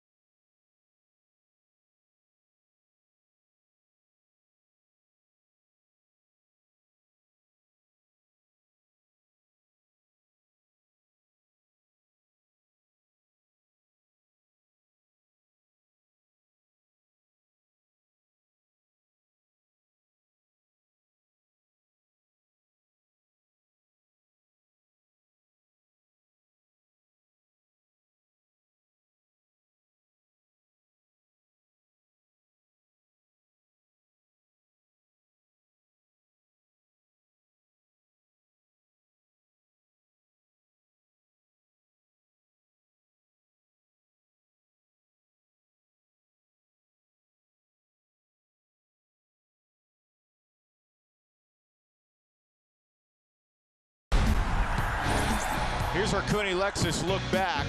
It was already 1-0 San Diego, and then they got 5 runs in the 2nd inning. Solarte had a base hit, John Jay had a base hit. Will Myers, this was a 2-run ground rule double. Bases loaded, prevented a 3rd run.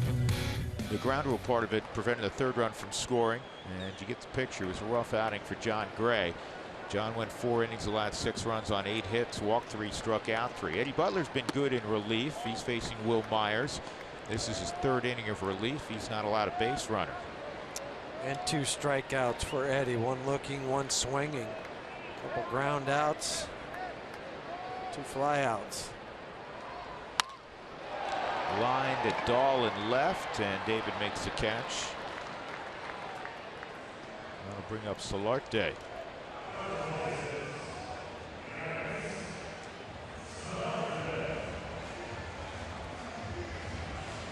One more football-related story. Eric Young, senior, played both football and baseball at Rutgers. And EY was relating a story today about when he was being recruited in football. Tom Osborne was in town in his area recruiting a running back from a rival high school, and I guess he got wind about this kid Young, who was, as UI said, about 5'9" and 150 pounds.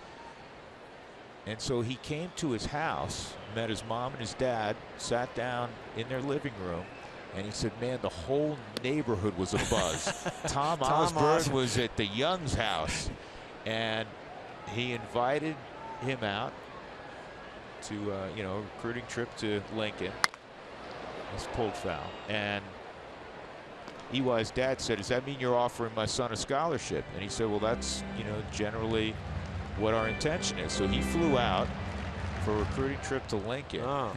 And EY said, I looked at that offense. I'm 150 pounds. They wanted me to be a little slot back.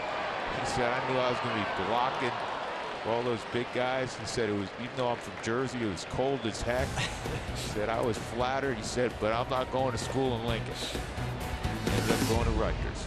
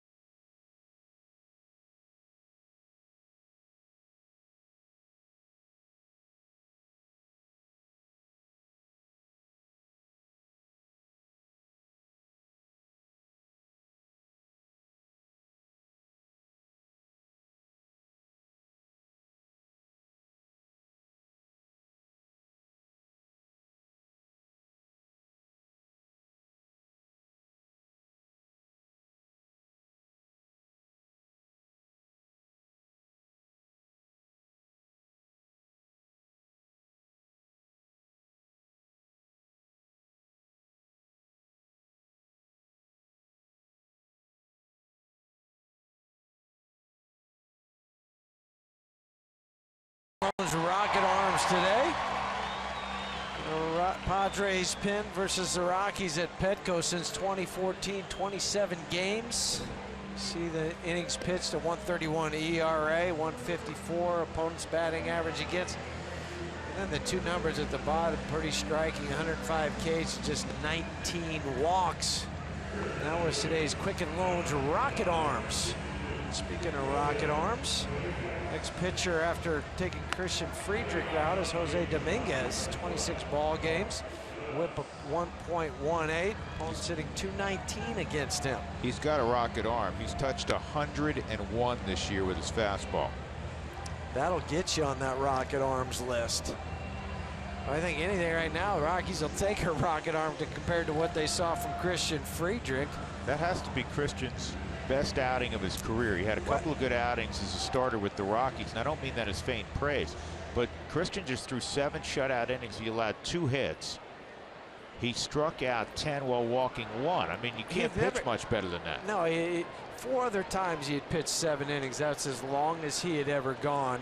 And just the 4th Padres pitcher this year to have 10 or more strikeouts. Edwin Jackson had 11, and then Drew Pomeranz, former Rocky, had done it twice with 10 strikeouts. In Arizona, he threw earlier this year. He had a 7-inning outing where he did not allow a run. He allowed 3 hits, but the strikeouts were nowhere near what we witnessed tonight. And then he had a 1-run outing over 7 innings for the Rockies in San Francisco. You referenced that one earlier, Huey, when he struck out 10 and walked 1. But this one may be his best one. 1-1 on Reynolds. Dominguez misses outside. 2-1. Reynolds a foul out down the right field line, also a strikeout. 13 straight retired to finish up by Friedrich. 8th inning. 6-0. San Diego. That's out of play.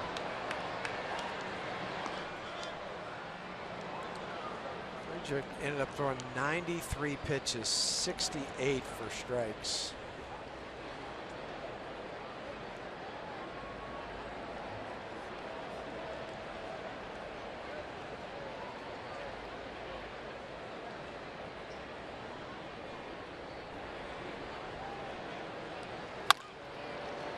On the ground is short and not handled there by Sardinas. Rolled up his arm. That'll be an error on Sardinas. His 4th error in a Padres uniform. 6 total on the season. That'll bring up Christian Adames.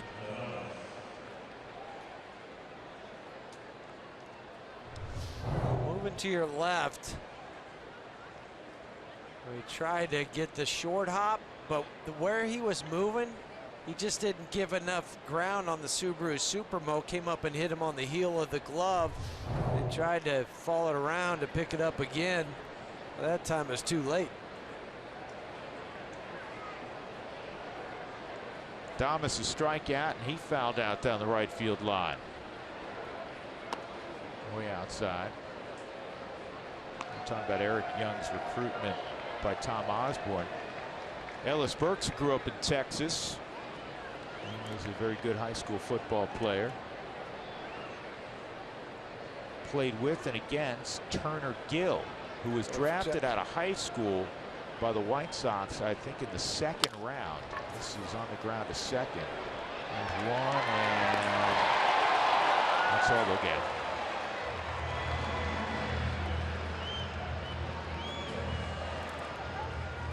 He ran that offense pretty well at Nebraska, did Turner Gill. He was a great player at Nebraska and a head coach, a longtime assistant at Nebraska, head coach at Buffalo, and then he got the KU job. Didn't go well there. They went to rival high schools down in Texas.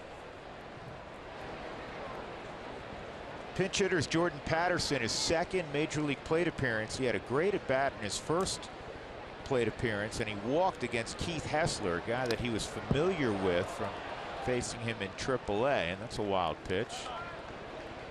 9 pitches for Jordan in that at bat.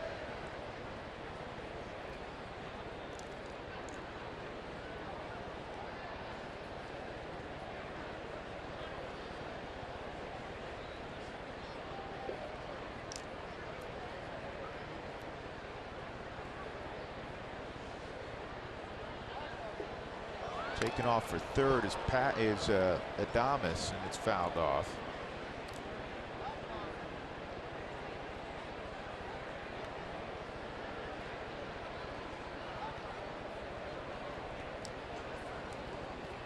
Well, the other night, Pat Valaika and Jordan Patterson both made their debuts at the plate in the same game. Valaika had pinch run a couple times prior. Pat, in his first major league at bat, ripped a double down the left field line.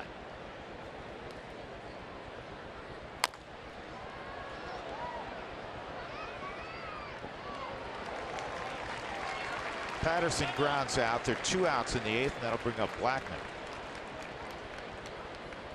MLB.TV Premium, the #1 live streaming sports service, is now available. You can join the millions of subscribers, watch every out-of-market game live in True HD on over 400 devices.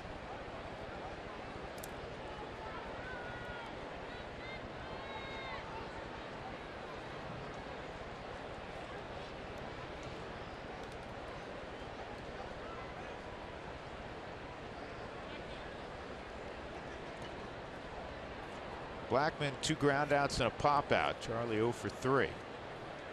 4th leading hitter coming into the ball game in the National League. Jose Dominguez misses away.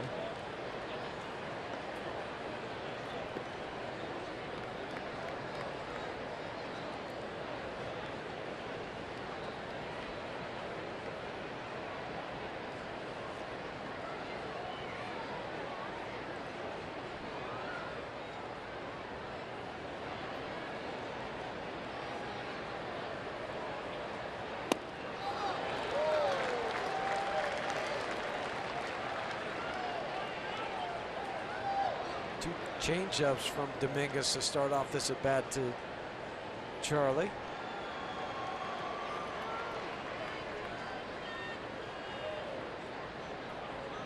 They triple up.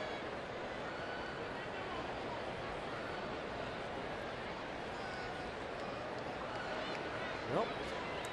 With the #1, the fastball. Misses at 97. 2 balls and a strike.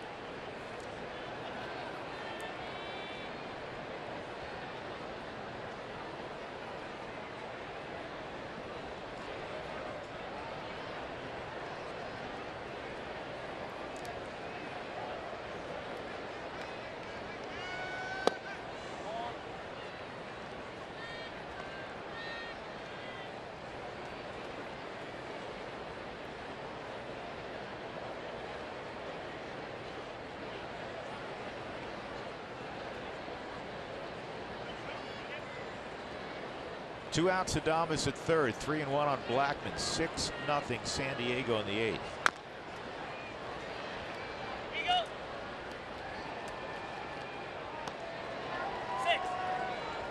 Who Wants Tacos? Fans follow at @RootsSports_RM on Twitter to receive alerts for the Rockies taco special when the Rockies score 7 or more runs.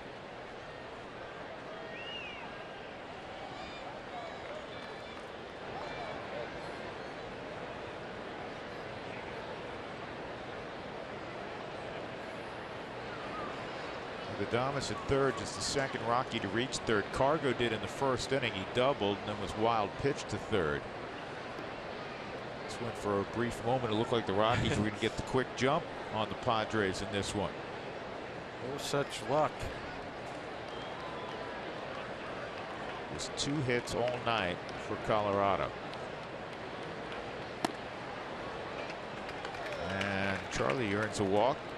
That'll bring up LeMahieu, who has one of the 2 hits. DJ 1 for 3 tonight.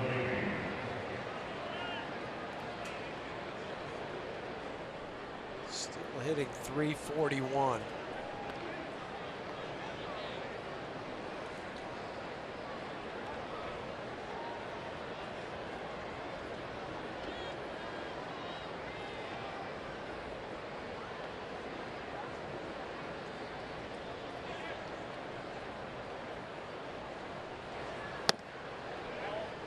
Ball 1.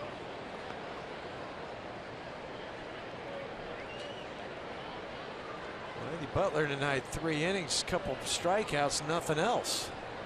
Good night of work for Eddie. Coming in relief of John Gray, who did not have a good night.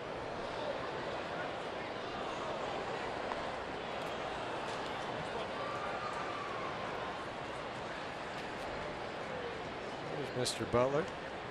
So I mentioned that DJ LeMahieu hitting .341 with 1 for 3 tonight.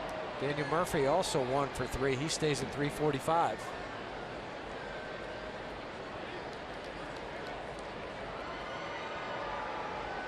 DJ, one of 3 players in the National League with an on-base percentage above .400. He has to hit the dirt. 2-1.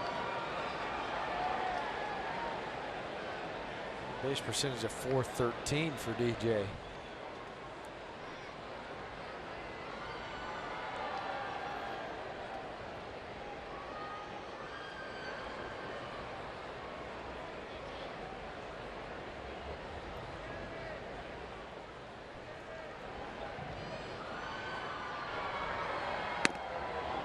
And that's in. 3-1. Got Cargo on deck. Dominguez is spraying his fastball. Who knows?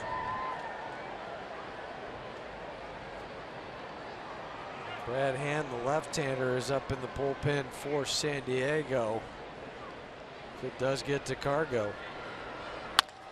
Line drive, another base hit. Rockies on the board. Blackman will pause at second base, and LeMahieu has his 57th RBI at 6-1. You never know. Keep battling, keep chipping away. DJ adding to his resume on the season. Now at .342 after that base hit, so it goes up a point. Charlie stops at second base. Christian Adames comes in for the Rockies' first run tonight, and that'll be it for Jose Dominguez. Sandy Green going to the mound to bring in Brad Hand, the left-hander, to face Cargo here in the top of the 8th inning. 6-1. Back in a moment.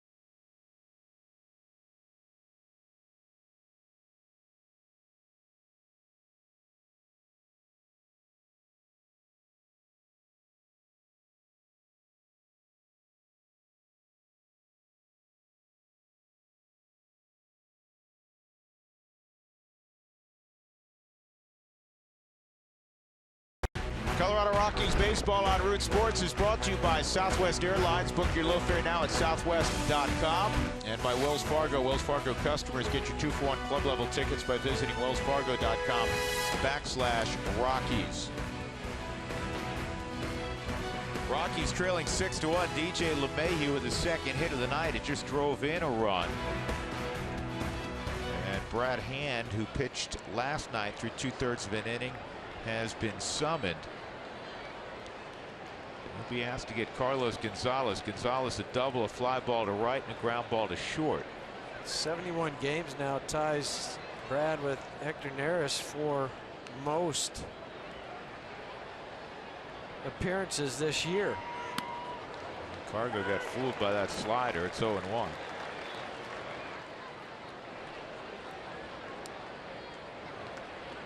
Cargo 273, 10 home runs, 35 RBIs against lefties, 309, 15, and 53 against the right-handers.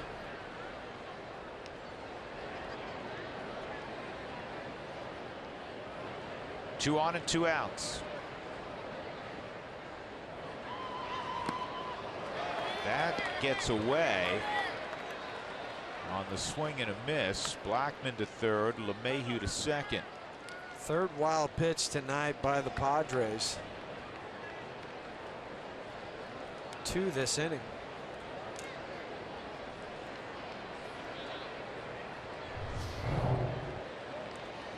Big bender from Hand.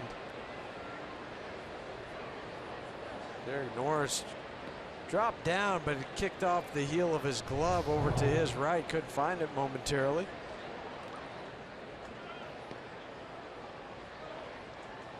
Showing him 2 breaking pitches. What is Norris doing with his head? I'm not sure.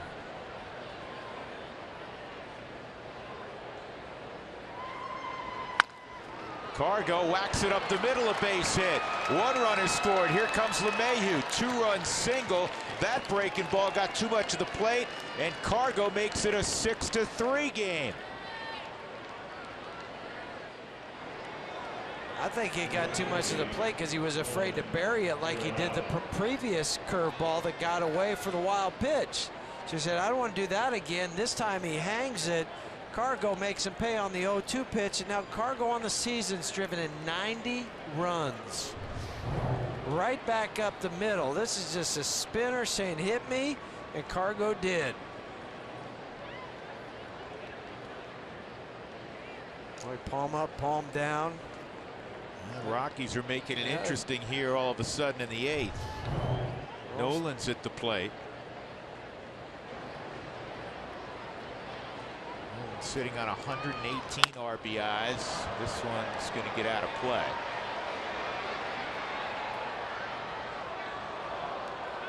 Nolan 3 for 4 and a home run included in those 3 hits against Brad Hand.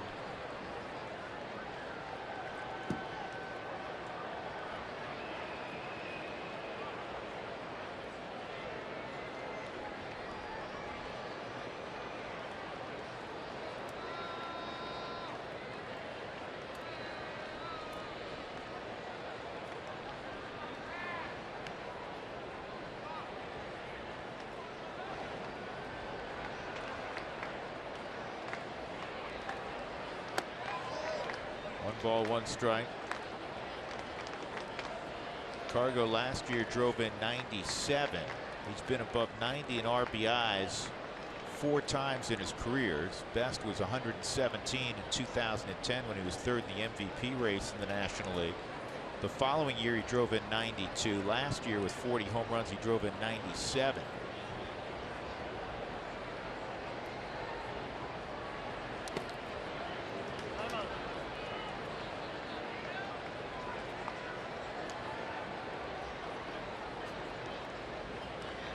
Nobody up in the Padres bullpen. Looking out there.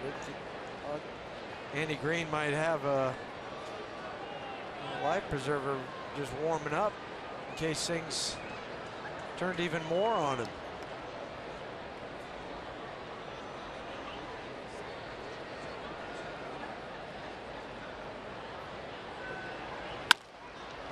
Ground ball to third. Long throw. And an accurate one by Solarte ends the inning. But the Rockies scored 3 times. They were aided by an early error in the inning. It is 6-3 going to the bottom of the 8th.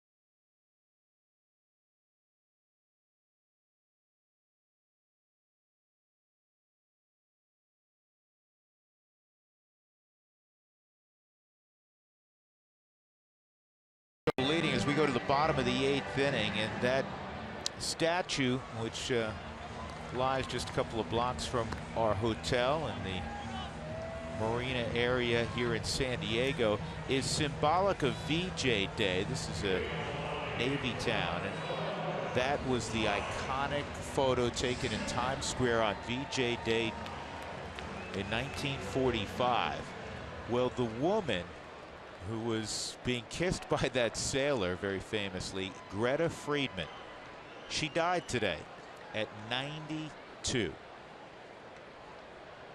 a long, long life, and I don't think any American is not familiar with that photo taken in Times Square on VJ Day. Yeah, she was just 21 at the time. She was a dental assistant when that photo was taken. She didn't know the sailor. Everybody was just happy that that was over. This is a towering fly ball off the bat of Schimpf, and it dies in front of the wall. Charlie making the catch. So long out off the bat of Ryan Schimpf, who's now 0 for 4. Chad Qualls, a new pitcher, was holding his breath as that ball was going out there. And Charlie stops 4 or 5 feet in front of the wall to make the catch.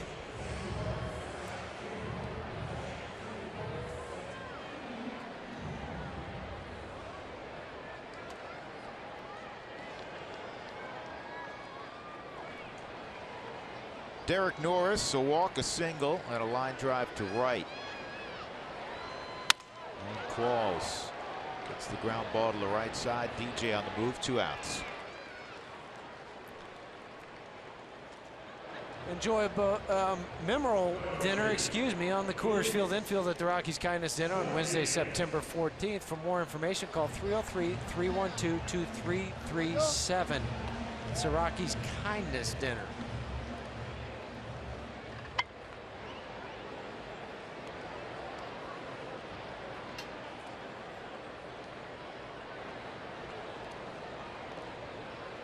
Luis Sardinas is 1 for 3. 4 for 9 in the series. In the 9th inning, the Rockies will have Murphy, Dahl, and Reynolds in a 6-3 ball game.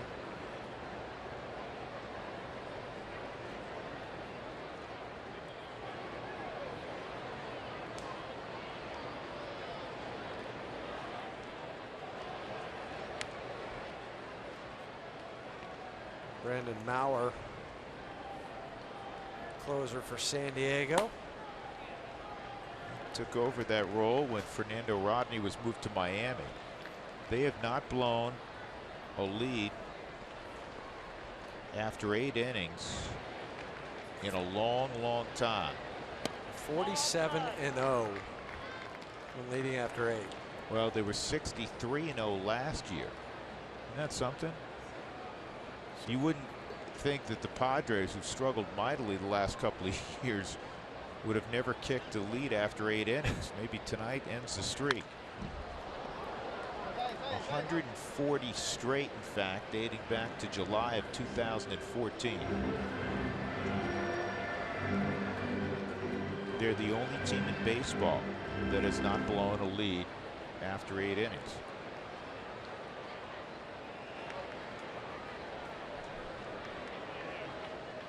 Not the Rockies. They're the highest scoring team in the National League by a bunch. Murphy throws a fastball to Mark Reynolds, and it's a 1-2-3 inning for Chad Quall. So we go to the ninth. The Rockies trailing by 3.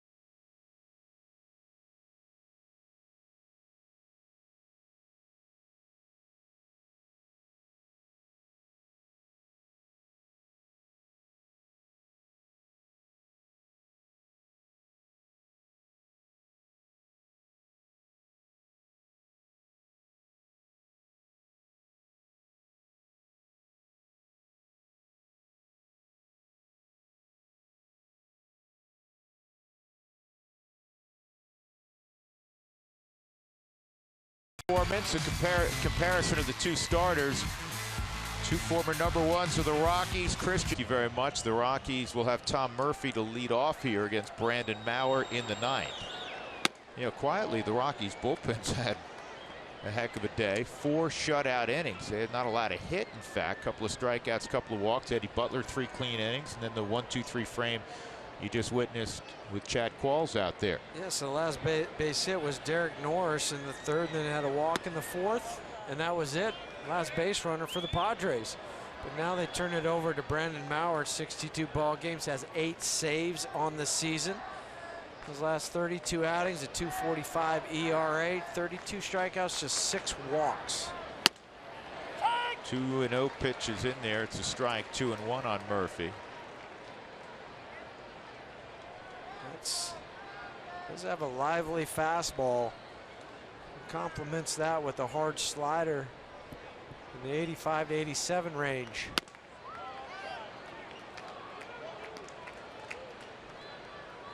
Yeah, but you get that leadoff run on, never know what could happen.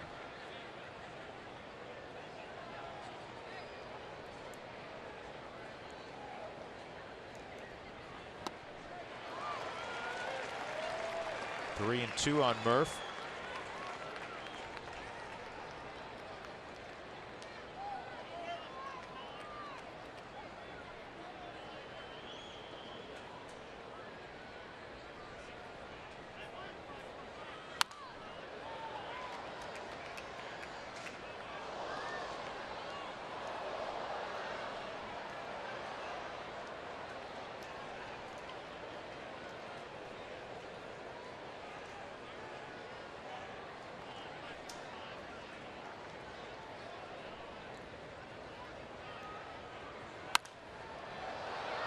This one's playable.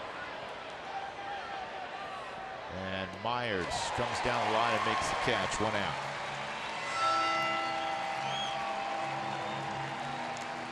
With one out, David Dahl will come up. David 0 for 4 last night. He's 0 for 3 tonight with a couple of strikeouts.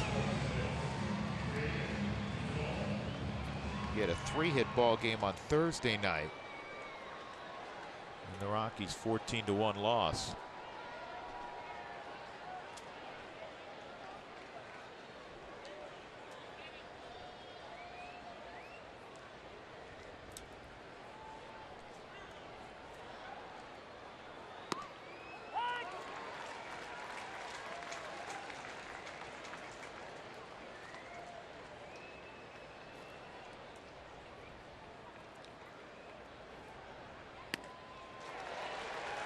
Now we're ahead 0-2.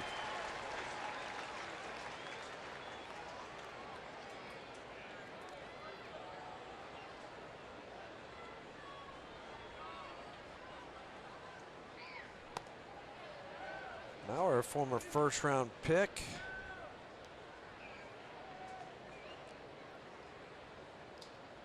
By Seattle, excuse me, a 23rd round pick. Didn't have my glasses on. Sorry about that. Came over from Seattle in a trade with Seth Smith. So Seth Smith had 3 hits the other day in a ball game, leading off for Seattle. Leading off? He was leading off. Do you know what? We've said it many times. He can just flat hit. Yes, he can. Another foul ball off David's bat. So word out of South Florida as Dave Roberts pulled Rich Hill with the perfect game because he felt like they were looking at that area where the blister had been. It looked like it was heating up, was the language used, and they were concerned about it starting up again, and so they pulled him out. Ooh. And also word has it that Rich Hill was not happy. I don't blame him. Finger could be raw and bleeding. I'd want to stay in the game. And a strikeout of Dahl. There's 2 outs.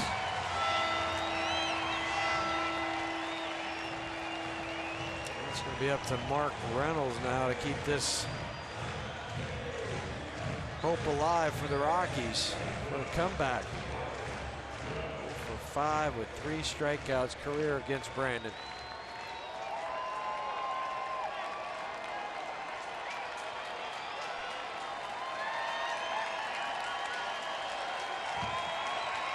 Here's Reynolds. Slider the knees for a strike.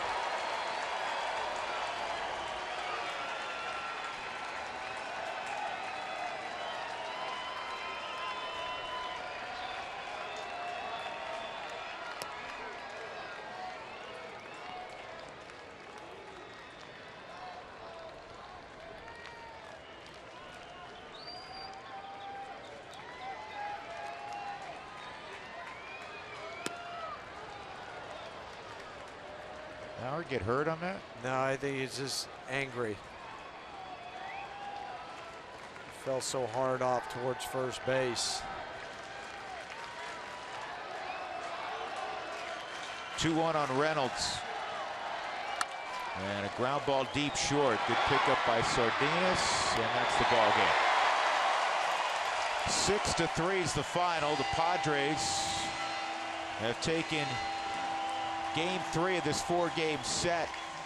The winning pitcher, Christian Friedrich, he's now 5-10. That ends a long, rough slide for Friedrich. And John Gray, who gave up the 6 runs early in the ball game, he falls to 9-8. Mauer picks up his 9th save in a 1-2-3 9th inning.